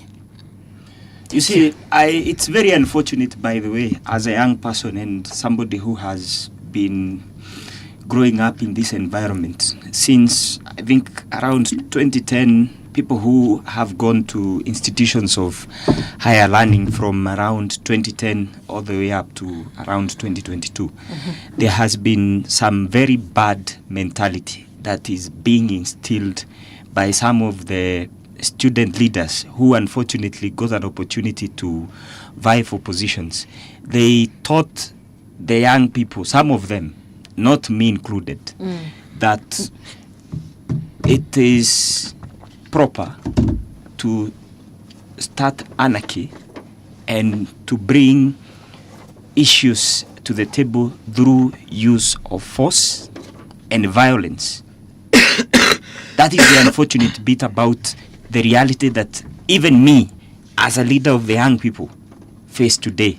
Because our young people like him have been taught that it is a must for you to go and destroy property, to stone cars at Globe Roundabout, at University we're here, so that you can be heard. Activism, unfortunately, now becoming a career for people. Unfortunately, activism is not now the tool that can be used to canvass on politics, on issues, so that the young people can also offer solutions to the agitation that they have. We cannot be a country where young people will only focus on spontaneous outrage alone. We cannot build a country like that. We have to sit down and offer solutions. That is why I'm saying for him. And during the Gen Z protest, we all saw what happened. We were in this country. Yes, Deputy President Kindiki was the Minister for Internal Security. But while we acknowledge that there were Gen Zs who died in those protests, we also acknowledge that in the unclear circumstances of war, you've also seen wars across the world. There are, unfortunately, people who become casualties of those circumstances. Sometimes you don't even tell where those deaths come from. It's in the confrontation, it's in the battlefront that we lost young people, unfortunately. The Deputy President, Professor Kithure Kindiki, as at the time was the Minister for Interior, he did the best he could to protect the unity of this country and to protect the state from an attempted coup by criminals who infiltrated the Gen Z protests. I think while our police officers were dealing with these criminals, in the unfortunate circumstances of that war, we lost some young people. This is the place that we are telling the united, weak opposition they should never ever dream of taking us back. And that is why we are saying now and going forward, and the young people that we are leading, we are appealing to the youths of this country that going forward, we will never again accept to be drawn back to a confrontation with the state where we go and risk our lives, while those that we are being told we pretend to fight for, their children are nominated for positions out of the country, and others are serving in very, very, very premium positions. We will not accept to go back to that war. The young people of this country will be part of the solution, and that is why the president has said that the young people of Kenya will not be used and will not be available to be used for violence. As we speak, 80 young people in every ward across the country are receiving the Nyota funds. That money is supposed to help them, those that are in the enterprising culture, to build themselves, get something sensible to do. As we speak, and I want to challenge the weak united opposition in 2027, because they are saying that they are coming to, challenge us, and they cannot be able to challenge us because they are weak, they are incapacitated, they do not have an agenda. So we are telling them that we have so far over 1.5 million people, young people, who are either directly or indirectly engaged with some of the interventions that have been done by this government and the president since the Gen Z protest. This has led these weak opposition guys, and some of them are even losing their careers because they are used to attacking and always questioning, even when there is development. Well, can you put some of the few things that you've said right in terms of, like, for example, when you say that young people were being used, while themselves they came out and said that they were fighting for something, and especially the issue of the finance bill. Let me, it's me now to correct this, because somebody seated outside there and they know what they were fighting for, and a majority of them, we've hosted them, and they said this is why we were doing the protest. And again, I think that protest is something that is allowed in our country. It is allowed. Yeah, if you go, you're protesting, following the procedures that are laid down before you go for a protest and whatever it happened. And again, we agree that what happened in 2024, the first Mandamano, the second Mandamano, we agree, and you've said it, that some goons infiltrated the protest, right? Yes. And that is why we saw the destruction of property. And you said also that the government, when they were trying to control what was happening, that's how we lost some people. Yes. Well, that is your submission. So I just wanted to correct that, kwamba the young people I don't think they really went to the streets to protest for something, for somebody. They were protesting for something, which was the finance bill, and it was clear. The reality is, and this is what we will never run away from. Those protests had certain interests in them. And those interests, some of them were not even interests from Kenya. They were external forces that thought they could use that opportunity on a legitimate cause, that the young people were now beginning to reawaken the national consciousness of discussing an important item like tax. The conversation was proper before it turned out to be a tool and an opportunity by people who are scheming. And you know how it morphed from we reject the finance bill to Ruto must go, even after the president decided to cancel that finance bill. Tricia. Is an element of coup plotters who were hell-bent on removing President William Ruto from power. We are telling them, and this time round, the young people of this country and those that we lead and those that will listen to us from every corner of this country, wherever they are this evening, that this country will never get back to such nonsense.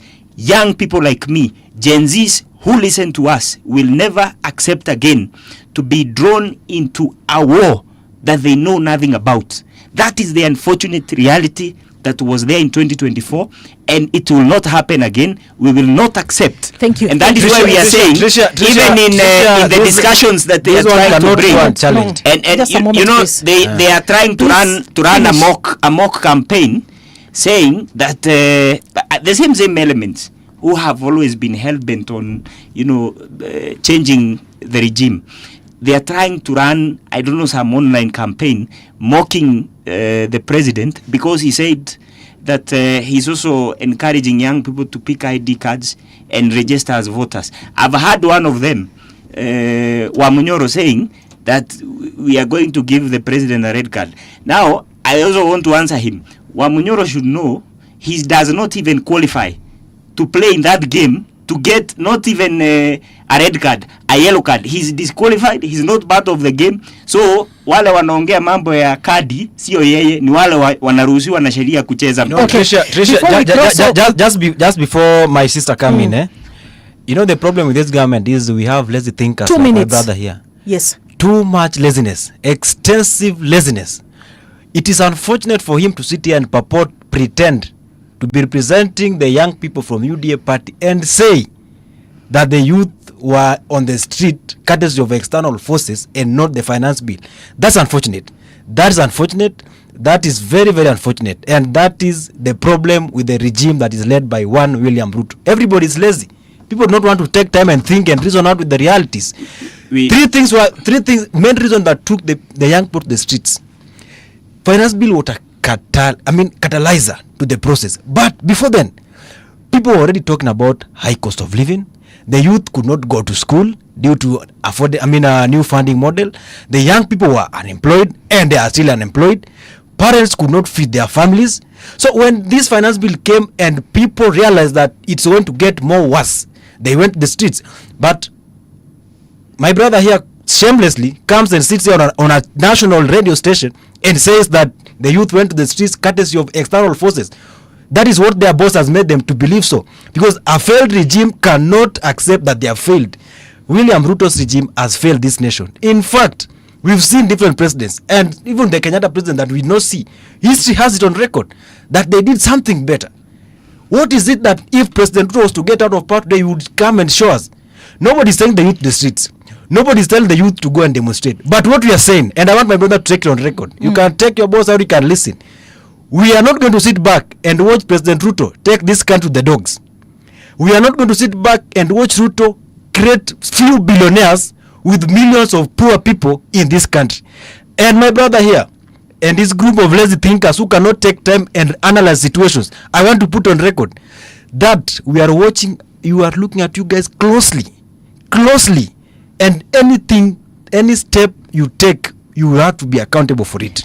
I think the type of short-sighted thinking, that vision. That so are you guys starting now to exchange those words? No. I would like to advise my brother. Yes. My younger brother here, because this is a very important conversation. I would like to advise him and tell him that a country cannot be built with that mentality. A country is built by people who are self-conscious about what they want to do for this country. It cannot be that we survive in a country that has people who think that anarchy equals, a replacement on advancing the cause of policy. It cannot happen that way. We will not allow it. It will not happen under our watch. Okay. So thank you so much. We have like the few seconds remaining for us to get to the top of the hour. And remember, we have so many other stories piled here. So I don't know, with the kind of exchange that we are doing here, I don't know whether we'll be able to finish what we have before us. But okay, thank you for coming. Yeah, because we are getting this. I'm going to give you an opportunity, but after the top of the hour, so that now you can also just give your final say as we move to something else. So to the viewers outside there, this is the Generation Report. We break down the big stories that happened in the course of the week, and of course you get us on our frequencies 88.8 in Nairobi, 90.7 in Mombasa and its environs. It's 9 o'clock.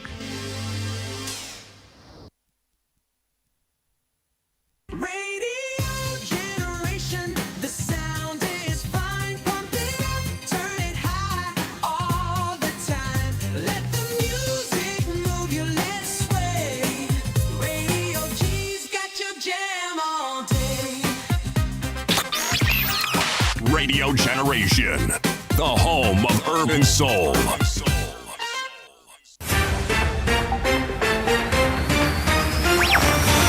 This week, power was tested in the corridors of leadership, economies shook under pressure, and the voices of ordinary citizens demanded to be heard. From breaking decisions in high office to protests in the streets, from moments of triumph to tragedies that stopped us in our tracks. These are the headlines that shaped our week. And beyond the noise, we search for what really matters, the connections, the context, the stories behind the stories.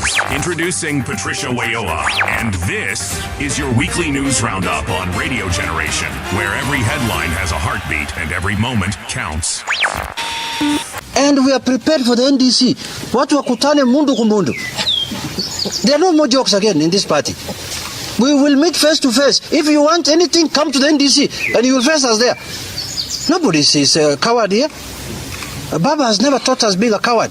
He left us strong. He left us when we have matured as a people. We will make sure that this party is run in accordance with the constitution of this party. Anything outside that, we will deal with you perpendicularly. And an NDC is called by the neck of the party.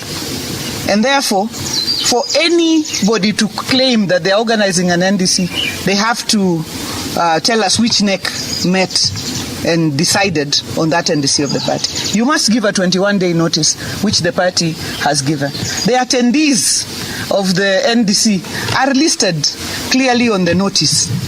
NDCs are not for people to be invited. It is for a notice to be given by the party.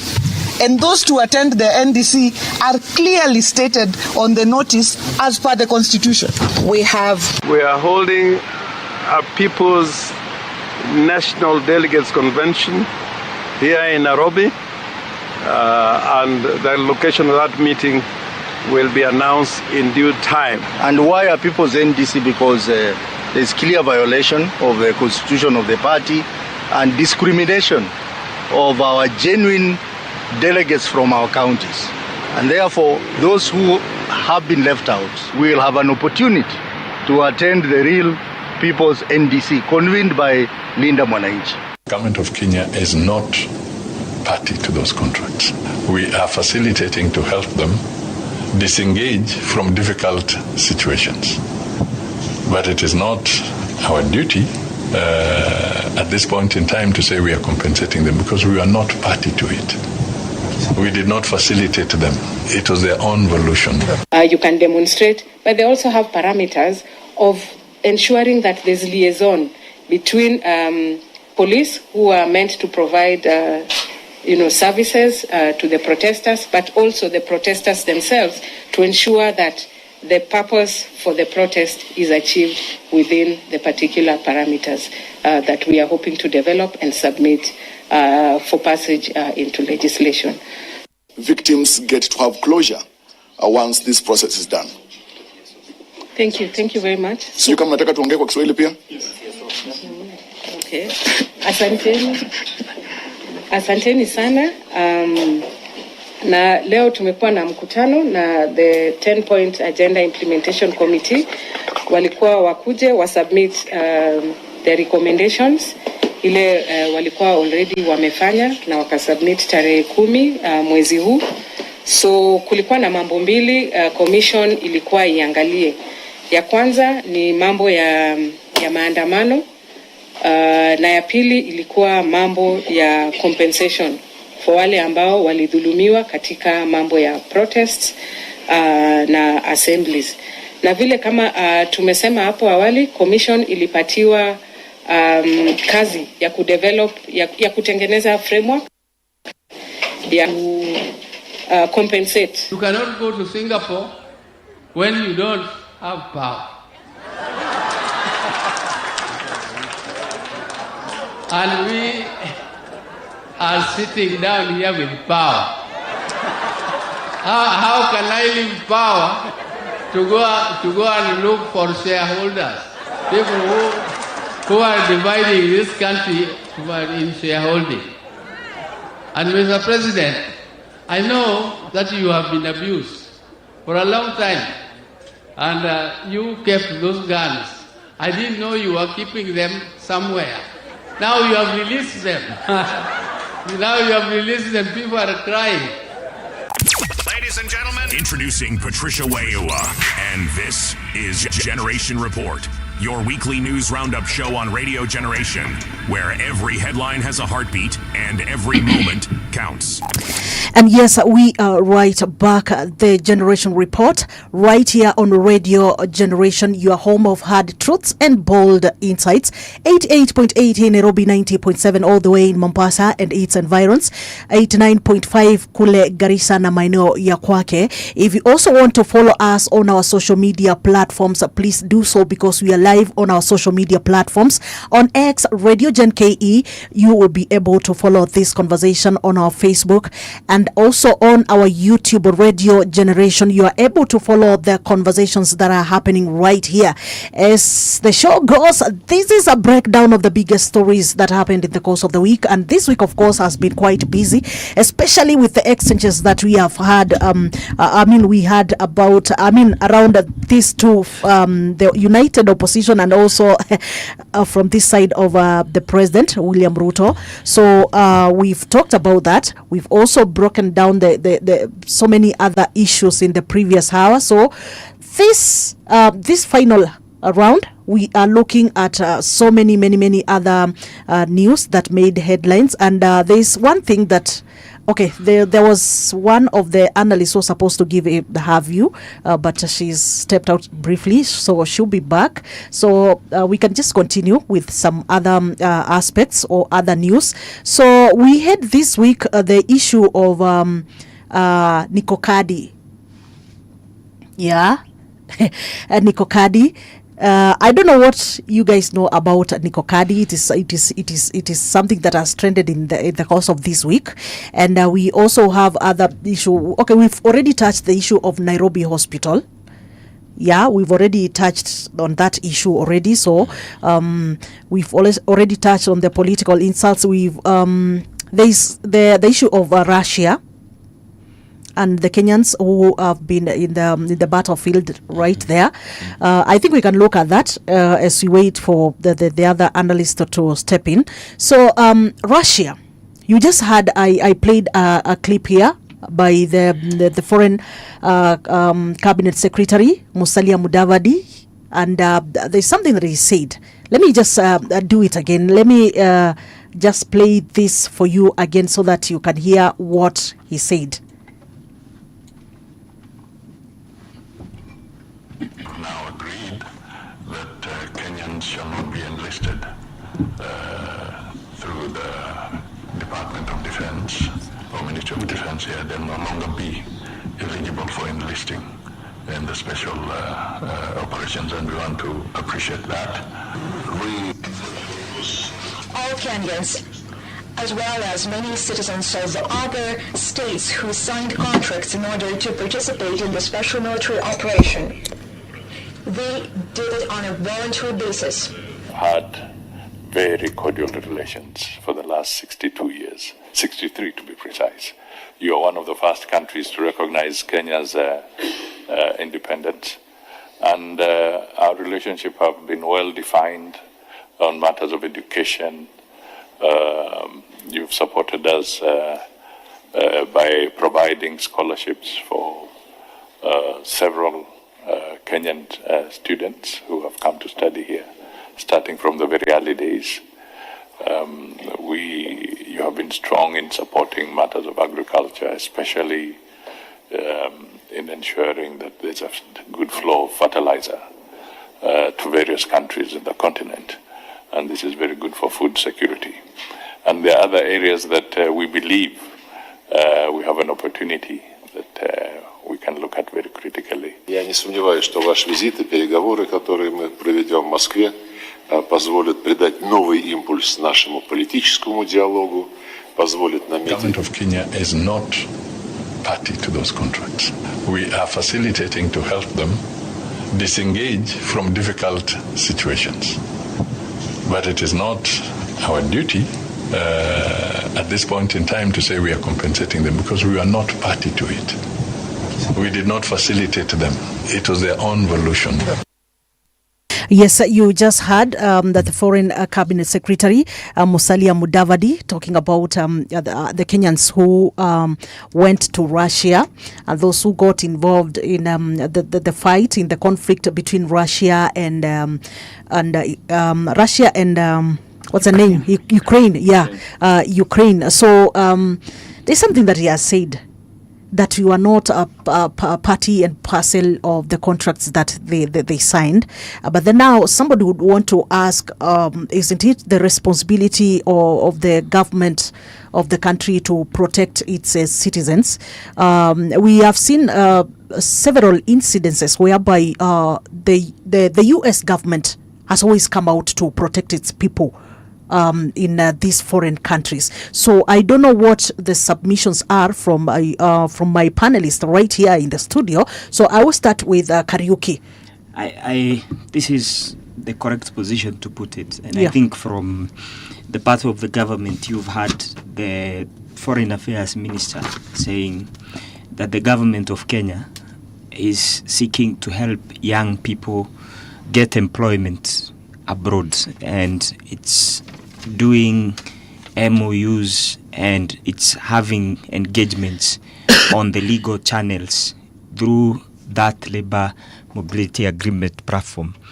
But the government of Kenya does not seek and will never seek to recruit young people to go and fight in a war, and especially a war that involves long-standing allies of Kenya. It is in the name of Ukraine and Russia.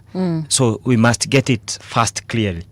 This is a case of fasts where young people who are desperate to get opportunities abroad are lured to get into the Russian army, as it were, to go and fight at the front line. And I know with the recent 2 weeks, the government has been really, really concerned about those people who are in Russia. And that is why it necessitated the Minister of Foreign Affairs, Musalia Mudavadi, to travel and meet with the Foreign Affairs Minister of Russia to try and solve this impasse through at that level, but diplomatically. What will happen, and as the conversation goes on, is that the Kenyans who have been caught up in between that war will not be victimized either by the Russian government or by the Kenyan government. They will get an opportunity to safely evacuate and go back to their families, and there will be no follow-up, like the minister is saying, to ask them why they went to that war, which is against the law, what not. And you know that Kenya has for a very long time took an unaligned position in some of these global wars, whereas there is pressure from the citizens to demand answers about what is the situation for the Kenyans who are living in Russia and all that situation. We must also understand that a situation where Kenyans hide and move without even the knowledge of the government. Our mission in Moscow doesn't even have records of those people. So they cannot even be traced. We cannot even tell whether they are there or not. They went there thinking that maybe life would be easy. So as I finish on that particular point, I would ask and encourage young people, especially those who have the passion to serve their country, maybe the military or whatever places they want to do, to be very, very careful about some of these people who come to lure them into such missions. It's very dangerous and we are losing lives. I do not understand why, as a young Kenyan, you would want to go and fight for another country in a war that you know nothing about, has nothing to do with you. And yet, in the conversation that we are having, we are saying that as we move forward, the people of Kenya and the citizens that acknowledge the government has a deliberate effort to create opportunities for the young people must, and I use the word must, whether circumstances demand or not, but they must, seek to use the channels that are allowed in the law. And that way, there will be some security of sorts. So I do also join, the many Kenyans to stand in solidarity with them as they come back. But I believe that it's also a lesson to the young people. There is a cost to certain ambitions, and that we are seeing in that one. Okay, thank you for your submission. Ken? Thank you, Patricia. Listening to Prime Cabinet Secretary and also who also doubles up as Foreign Affairs CS. The first question that, the first responsibility of any government is to protect her citizens. That is the first responsibility of any government. And that's why in 2024, when the Gen Z demonstration was so high, the US government was so much concerned about their citizens. And listening to Cabinet Secretary Bwana Musalia Mudavadi trying to say that they weren't aware, they were not informed or all. Tricia, let me tell you, and I want Kenyans to know, do not be duped by anybody. Do not be lied to by anybody. It is not easy to leave this country. It is not easy. I've traveled out of this country occasionally. I've gone to Europe. I've moved out of this country. And I can tell you for a fact, it is not easy to get out of this country.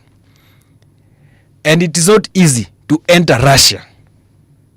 So the government of Kenya should not, the Kenya regime should not make it look like it is something that happened from the blues.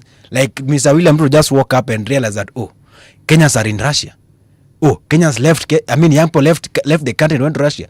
It is the most difficult country to get access to.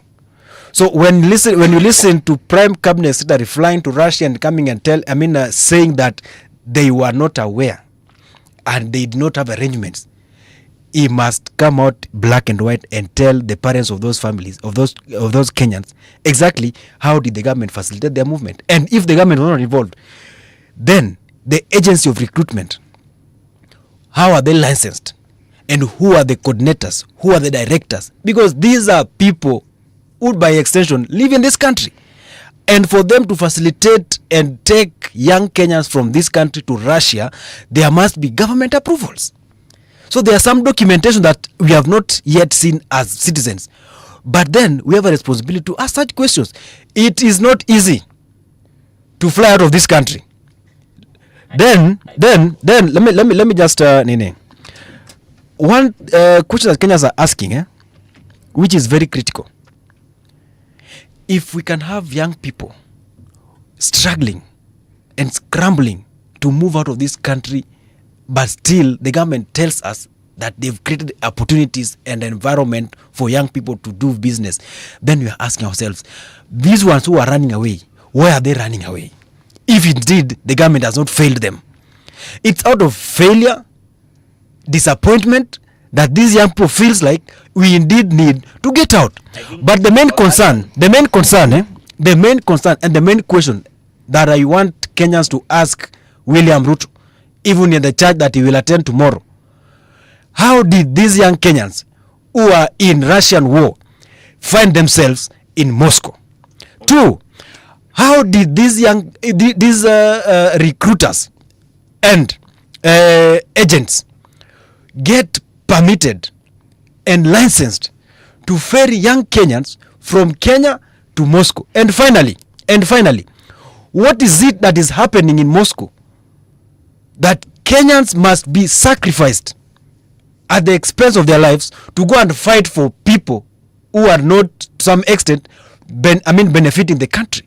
Those are the questions that parents should be asking William Ruto in person whenever he's seen anywhere. Simple and clear. Just 1 minute. The government of UDA has no written agreement with the government of Russia that Kenyans will go and fight in the military of Russia or Ukraine or Iran or any other country. So the government clearly disassociates itself from any such missions. Thank you. Clear. 2, he talked about being a failure, that young people would want to go and seek opportunities out of the country.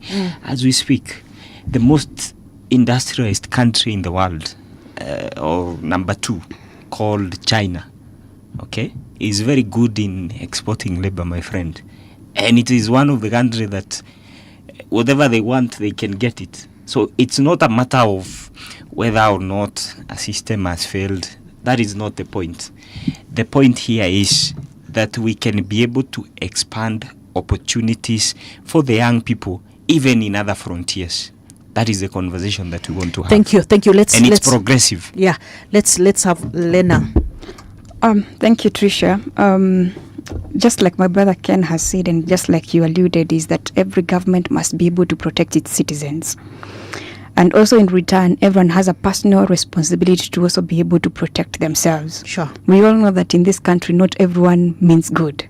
And you also know that you have a lot of wolves out there who are ready to feed on the sheep for the survival. Because I think Kenya is a jungle whereby it's only it's a jungle whereby it's only only the fittest survive.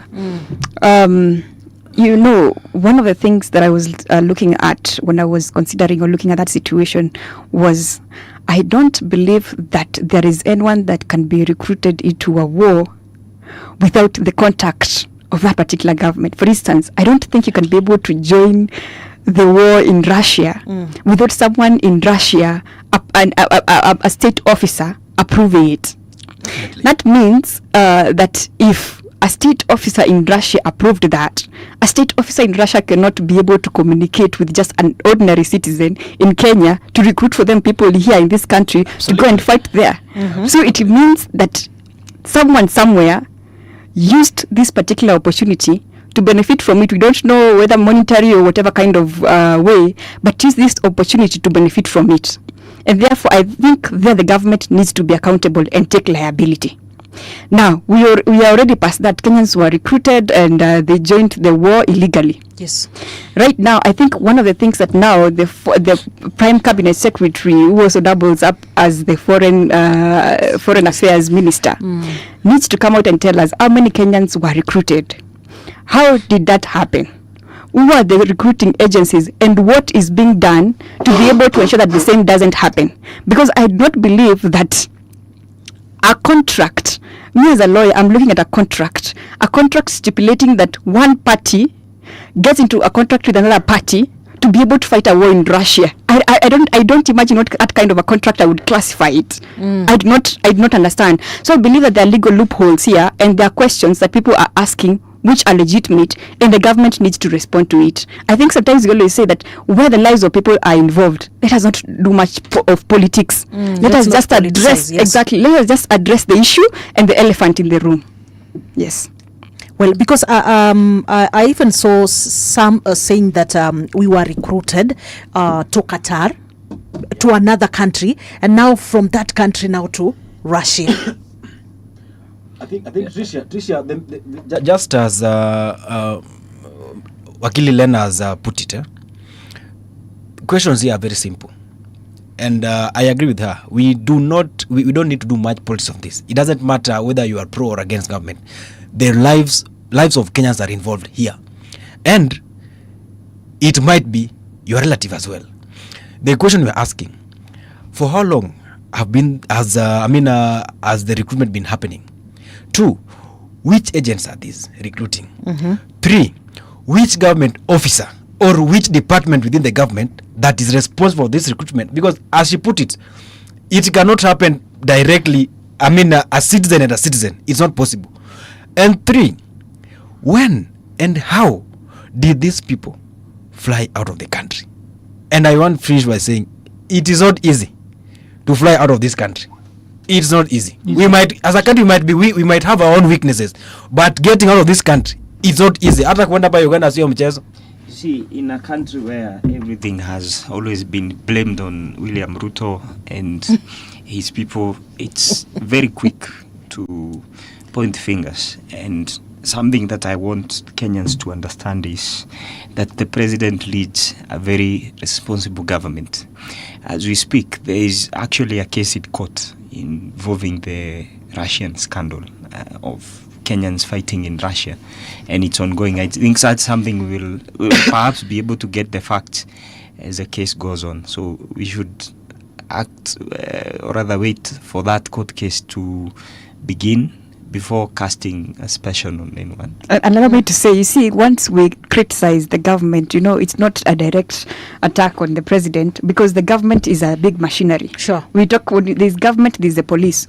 Probably someone within even the police sector, and just using an example, probably someone within the police sector was either colliding or someone was not doing their work. So we are asking the government, because the government has the machinery to be able to look into this case, to look into it and be able to ascertain how this happened, and who are these people that were involved. So my brother, don't take it personally that everything that we talk, we're just criticizing the president. The government is big, but he's the head of government. Unfortunately, so it needs to be able to fast track this. Yes. And give us also after those the affected one comes back to the country. Yes. The government needs to assure Kenyans that this kind of thing is not going to happen again. Actually, because I think that is our the solution. It was actually part of the conversation that was brokered in Moscow last week, that there will never be a situation that Kenyans will go in future. So it's a precedent to prevent such occurrences. Well, okay, niko kadi. Tutaanza na wewe hapa. Are you trying to say you go kadi ama? Yeah, niko kadi. It is something that has trended in the course of this week. Absolutely. So what do you know about it? Niko kadi is whereby the young people are asking their fellow young people if you've been registered as a voter, and if you've been registered and if you've not been registered as a voter, what are your plans, And one of the things that I like about this initiative, last year we were being castigated a lot. Me as a communications expert or a governance expert, I could not go to an interview and have peace, because they would ask me, you Gen Zs, you went out to the streets. Yes. You are one of them. And I think you now need to, So you went out to the streets and you said that you do not want what is happening to keep happening. And you've been given the opportunity to be able to change this country. Why are you not taking this opportunity? And I would struggle and tell them, you just wait, the young people are going to organize themselves. One of the things about the young people is that they are not predictable. So you cannot be able to predict what they are going to do. Secondly, another thing about the young people, and I think that's very good. When you are unpredictable, you are the one that now holds the cards. Yeah. So you pull them when you want. You're not at the mercy of your. You're not at the mercy of your. What do I call them? The opposing side. And, I would tell them, the young people are going to organize themselves and they're going to come up with something.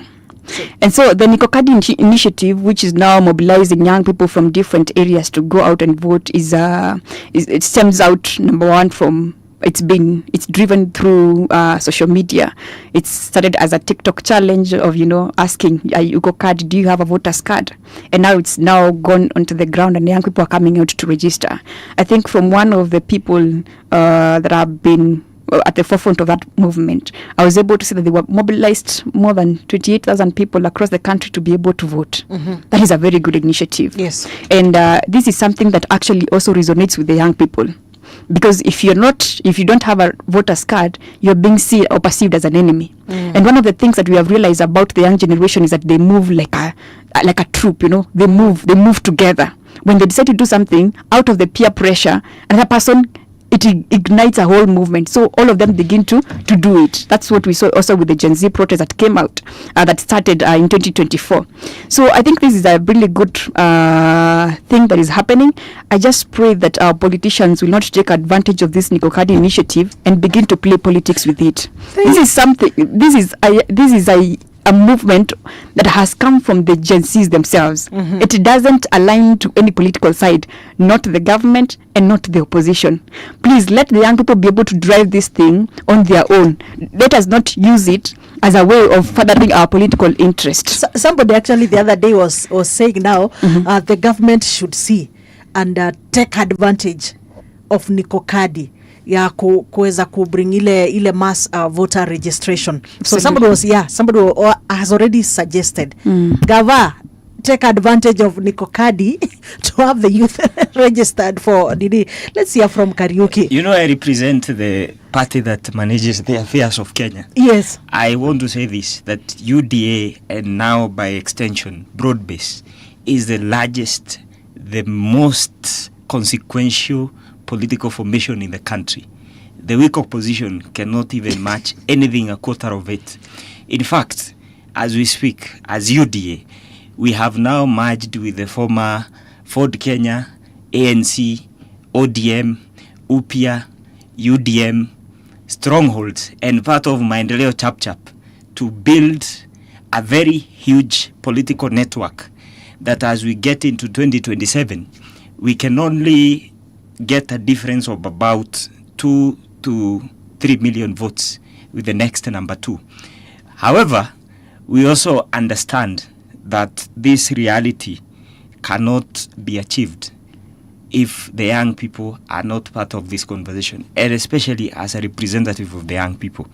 It is why even today in the president's speech, somehow that phrase had to feature in, because the president is also proud of the Gen Zs of this country being part of the conversation and not being available to be used by the weak opposition to divide the nationhood of this country in 2027. It is why, let me also take this opportunity as the representative of the young people in the UDA party and the government to ask them, wherever they are in each corner of this country, to take advantage of this opportunity, register as voters. We know we have the numbers.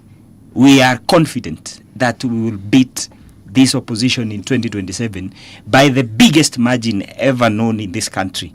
We are doing everything we can to ensure that the young people are also part of this conversation. But as a young person, it now narrows down to you to make sure to exercise your democratic right and to safeguard the gains that this government has made for the last 2-3 years, and now going into 2027, that you make sure you get that voter registration card, you identify as a voter. We have a very big patriotic league that has rejected anarchy, that has rejected violence, that has an agenda and resonates with the cause that we want to take this country forward. Finally, I also want to ask the weak opposition, because we understand that they are planning, and I had one of them today in a political rally say that this card thing is a red card. That particular guy, in fact, should not even be speaking about the issue of cards. He himself is disqualified to participate in a match So he's talking of yellow cards and red cards, and he's also playing game. We are speaking to people like Kalonzo Musyoka. We are speaking to people like Fred Matiang'i. And you see, the conversation is now shifting. Apart from the usual rhetoric that the politicians have been trying to bring, the president has denied the weak opposition an opportunity to use the same language they used to use in 2024 by delivering on the services that he promised the people of Kenya. As we speak, watu haweki sufuria kwa kichwa. The conversation about the cost of living, inflation is down by 3.8% as we speak. As we speak, we have doubled the savings through NSSF for the first time in history since 1963. The savings are ranging at 650 billion, where you save 6% and the employer pays 6%. As we speak, we also have a record mass creation of jobs. We have a record registration into the healthcare system. Today, SHA has hit a record 25 million people as part of that program. I want to say here, for the record, that Tuko Kadi and the young people have to come out and register as voters to make sure that you protect what we have been able to achieve thus far. And by the way, we are coming. We are the people who manage the affairs of this country. I saw the opposition saying that they are going to defeat William Ruto in 2027. And I'm laughing because how are you going to defeat William Ruto in 2027 while you don't even have the political infrastructure? Today, and in fact by the end of April, UDA is clinching 500 poll center officials in the history of this country. No other political party has ever had poll centers getting a representative for the government, for the political party that is ruling. 580 representatives of the political party, a huge political infrastructure as we go into 2027. These people, even do your simple maths, each one of them mobilizes 20 people. That's about 10 million votes. The opposition has no chance at all in 2027 to match our might. And that is why for the ballot, even in this CADI conversation, we are proud to ask the young people for us to safeguard that gain that we've had, and for us to defeat these guys and put them to where they belong with a mark of between 2 to 3 million. Tuko Kadi na tumejipanga. Thank you, Kariuki. Let's hear from Babu. Babu, uko Kadi? Mimi niko Kadi, and allow me first and foremost associate myself with this process because I was part of the inaugural team that actually was pushing this stuff. And I want to appreciate the team that is working on it. My brother Ademba Alan, with whom we've pushed this conversation, and he took it and went to the ground with it. And I saw in Kasarani they were able to actually give make a good progress in terms of registration. So mine is to urge more young Kenyans to come on board and take advantage of this process. But of course, I want to, as I applaud the youth for stepping forward, I want to give a clear call to IBC because I believe they have a responsibility as well to look into this thing and take advantage of it as well, so that we get more people getting registered. Remember, we are looking at 6.3 new registered voters. Then IBC, my suggestion has been and still remains, they need to digitize the voter registration system. Today, just as social health authority has digitized their system, you can register as a member of SHA without visiting the office in Upper Hill. Same to ORPP. My sister Lena here can register into a political party without necessarily going to Lion's Place. KRA can tax me without me going to their towers. So then IBC must also digitize their system so that I can register as a voter without necessarily visiting IBC offices. That is a suggestion, that is a proposal that we gave to Ethicon, and I think himself and the committee and the commission needs to look at it and address it. On the issue of, because I've heard my brother said a lot of things. See, the problem with this government is they talk too much. They have a lot to say but less to do. Let me just respond to few. Number one, let Kenyans know that in the next 1 month, the cost of fuel is going to shoot. And that is what going to put the final nail on Mr. Ruto's coffin in terms of presidency. Number two,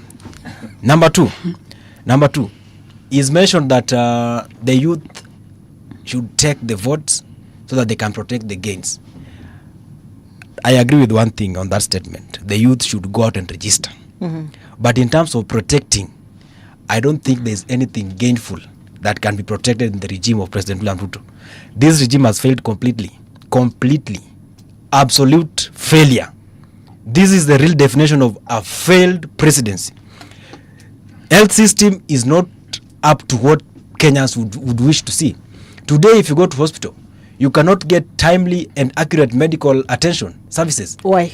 Because medics are not there. Medics are not there. Okay, bro, listen. Karaoke will talk. You see, this is the problem with the government. You have a lot to say, but you are not doing much. Let me proceed. Yes. As we talk right now, we have 44,000 JSS teachers who have not been absorbed as of today. You get that? But the government has got a budget to allocate themselves 17 billion to take tea and mandazis. That is what is telling us to go and protect the gain. To them, that's a gain. At least they have select few who can squeeze 17 billion, but 44,000 JSS teachers cannot be employed on permanent and pensionable terms. Let me tell you, Trish, the mood of this country as of now, the mood of the country all the way from Turkana to Seikuru, all the way from the shores of Lake Victoria where the president is right now, to the mountains and the tops of hill, the mood is one term. And let me tell you, the president and his sycophant followers like my brother Karaoke are on record countable times saying that there can never be a one-term president in this country, mostly in this part of the world. I want to take them down the memory lane. Waende hapa chini hapa, watapata Nigeria hapa. Waulize kuna jamaa anaitwa Goodluck Jonathan. Alionea second term kwa TV. Wakuje tu hapa juu Liberia. They will get my good friend George Weah. Alionea second term kwa Viusasa. Wakuje hapa chini hapa Ghana. Watapata jamaa anaitwa John Mahama. Alionea second term kwa TV. William Ruto will be a V1's president. William Ruto will be a V1's president. And I'm saying this while my brother is here. And next year, September, we will be here. William Samoei Ruto will be a V1's president. Okay, and I'm saying this. Let me finish. So that we can ask you a question. I'm telling you this. Let me tell you. The young people who are now going to register as voters, most of them will be first-time voters. First-time virgin voters, 6.3 million. And this is the same group that their first political interaction was on the streets to say, Ruto must go. That is the first time they engaged in a political discourse. And they were on the streets saying that this guy needs to go. This time round, they have the legal document, legal weapon to go to the ballot and make a decision whether this guy really needs to go or stay. And then you want to convince me on this radio station that they will go there and vote otherwise from what they were thinking. Kwani what miracle has Ruto done between 2024 up to now? Let me land by saying, because I know there are viewers and followers of this station who are listening. William Samoei Ruto will be a V1's president. So let me respond just a bit on the issue of the cost of fuel. First of all, I do not know where he gets. You will know next month. Don't worry. That, you are in this country. Next month, you will the know. Prices of oil. Are you a prophet? Will go up. But I'm telling you, and you will invite me here and I'll explain to you. No. Okay. Assuming even that was to happen, and the cost of fuel was to go up, it would only go up because of only one factor. As we speak, let me tell you, we have a very big catastrophe within the Arabian coast. There is a problem in a line that carries almost 25% of the global oil. There's a place called the Strait of Hormuz. Is a coastline that is shared by Iran. Yes. And Iran has adamantly blocked the shipping of oil within that strait. It means that there is, in their foreseeable future, going to be a situation where not just here in Kenya, but across the globe, of course, with 25% of the global oil going through that route hampered, it's going to have an effect on Kenya. And not just Kenya alone, but other countries of the African continent. Yes. So it will not be a unique case of Kenya if it were to happen. That's a statement But of convenience. because it is not going to happen anytime soon, and as we speak, the government has assured its citizens that we have proper and enough reserves. The Minister of Energy Actually, has that's talked what I about it. wanted to say, yes. And that is why I say, let us be also sensitive not to become alarmists just for the sake of getting a TikTok moment of 5 seconds. Next month Let us we'll also be in use this facts There's and make there's sure no need of throwing No, that- you had your we time. will be in Yeah. this country next month. Ken, you had your time. that whenever And we because of fuel, whenever yeah. we do something, let us also bring in the facts. If the conversation goes there, we look at the facts. We look at the prices in other countries. Finally, I heard him say that the president is going to lose in 2027. This is what I will just say simply, by even not looking further. Look at the by-elections. Na sisi tunajipiga kifua. Sisi, we are the indomitable lions of this country politically. Nobody, no party, even the weak opposition will never come close to the kind of politics that we have played. We are in another league. You just, if in politics, when you're analyzing politics, if you want to get a hypothesis of who is likely to win, part of what can show you how 2027 is going to be is the dressing rehearsal. We have swept all the parliamentary positions in this country that we have done by elections. Yet, the weak opposition keeps on saying that we did not have it. If you cannot be able to win right now, when you're saying that the government is not doing what you're doing, what will happen when you have given us time to even implement further some of the policies that we had in the plan? So, I want to say it here for the record, that there is nobody, no political formation, no political party can match or even come closer to the mighty, the biggest, to the most consequential, by reach and by far, the most strong party and political movement in Kenya. Well, as we plan to wind up the show, so this is how I'm looking at it. Acha pia mimi nitoe maoni yangu, because like we are talking about some 6 million Kenyans who are saying that wako kadi, and these are young, and especially it is the young people, majorly the young people. So I don't know which side the young people will take, because most of the time they've come out and said that they are tired of these usual politicians. Yeah, so when we are talking about the Ruto administration that the young people don't want, same thing I remember last time them saying that they are also still not interested in the leadership of the likes of Kina Gashagwa. I think they said so. So what makes both of you think that this 6 million that we are talking about is gonna go to the camp of the united opposition, or to the side of the government? Why can't you look at it from the perspective that even the young people can just decide to just go with somebody that we never expected of? Maybe Elena.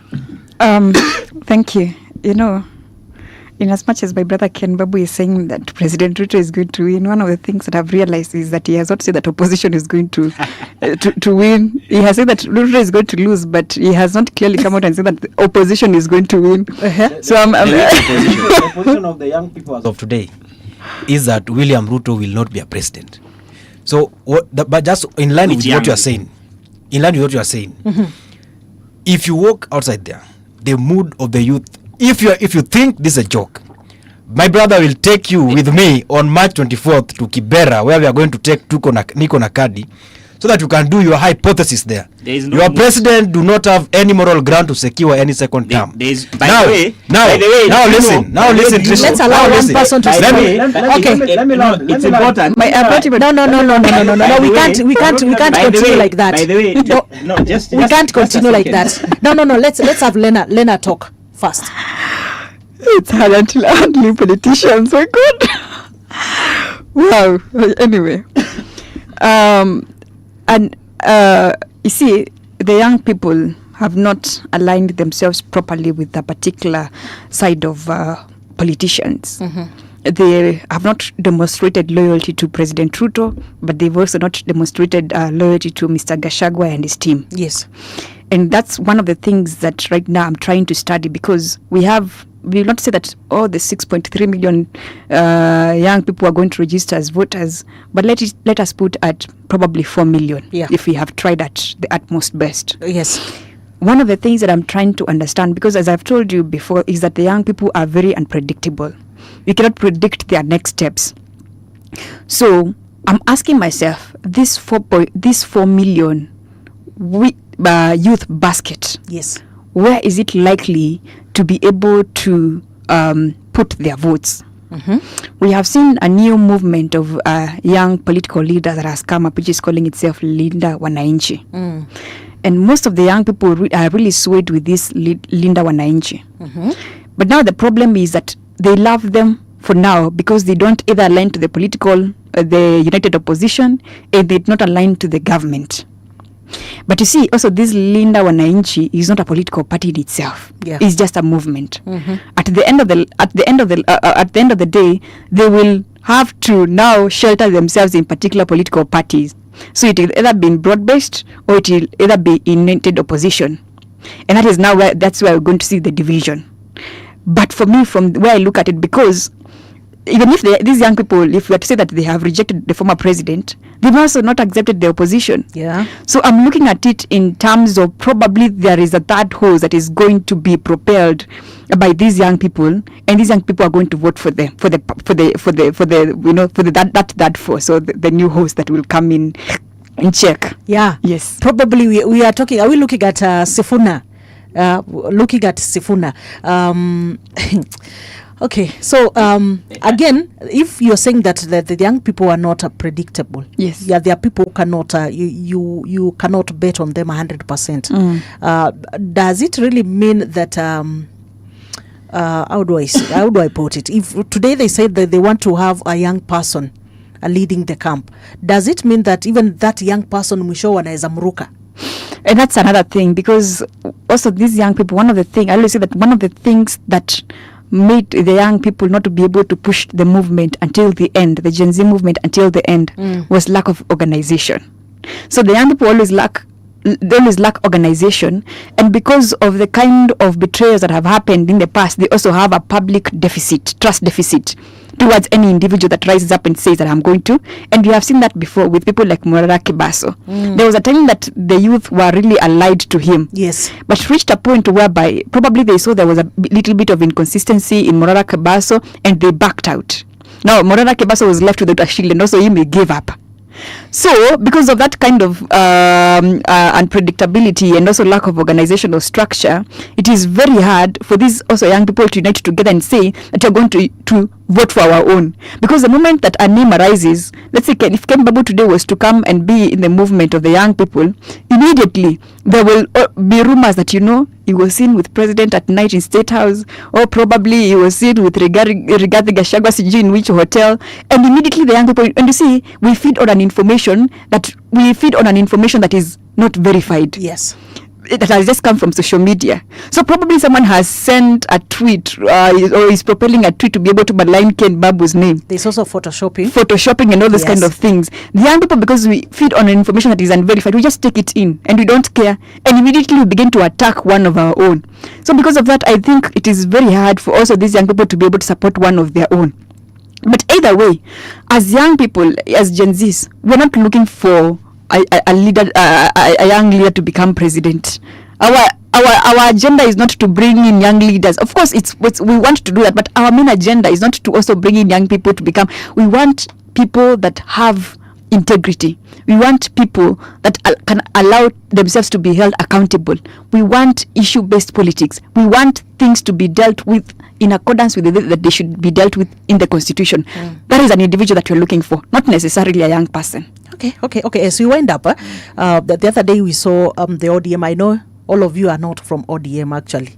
Yeah, so but you're here. You can just say something around what actually is happening in that party. The two factions that we are talking about, the Linda Grao and the Linda Mwananchi. So the other day, we know they are geared towards the NDC on the 27th of March, and we had also Sifuna's faction also talking about them. Also that day they will also have something for the young people as well. So I don't know what are your submissions around that as we wind up this conversation, because we are remaining with only 6 minutes. So let's start with Karaoke. Well, first of all, for me, because I am an official of a political party, I always ask young people, even those that are yet to declare any interest in any political party, that as UDA we are open to receive them, and we are giving them a platform. The party will soon end its own process. We are having a political party academy, the first political party in the history of this country to establish a political academy. No other political party has the capability or the capacity to be able to do that. We have also been asking the young people, for you to get an opportunity to grow, UDA is a platform that you can grow and become a serious young politician like myself. I always put that example.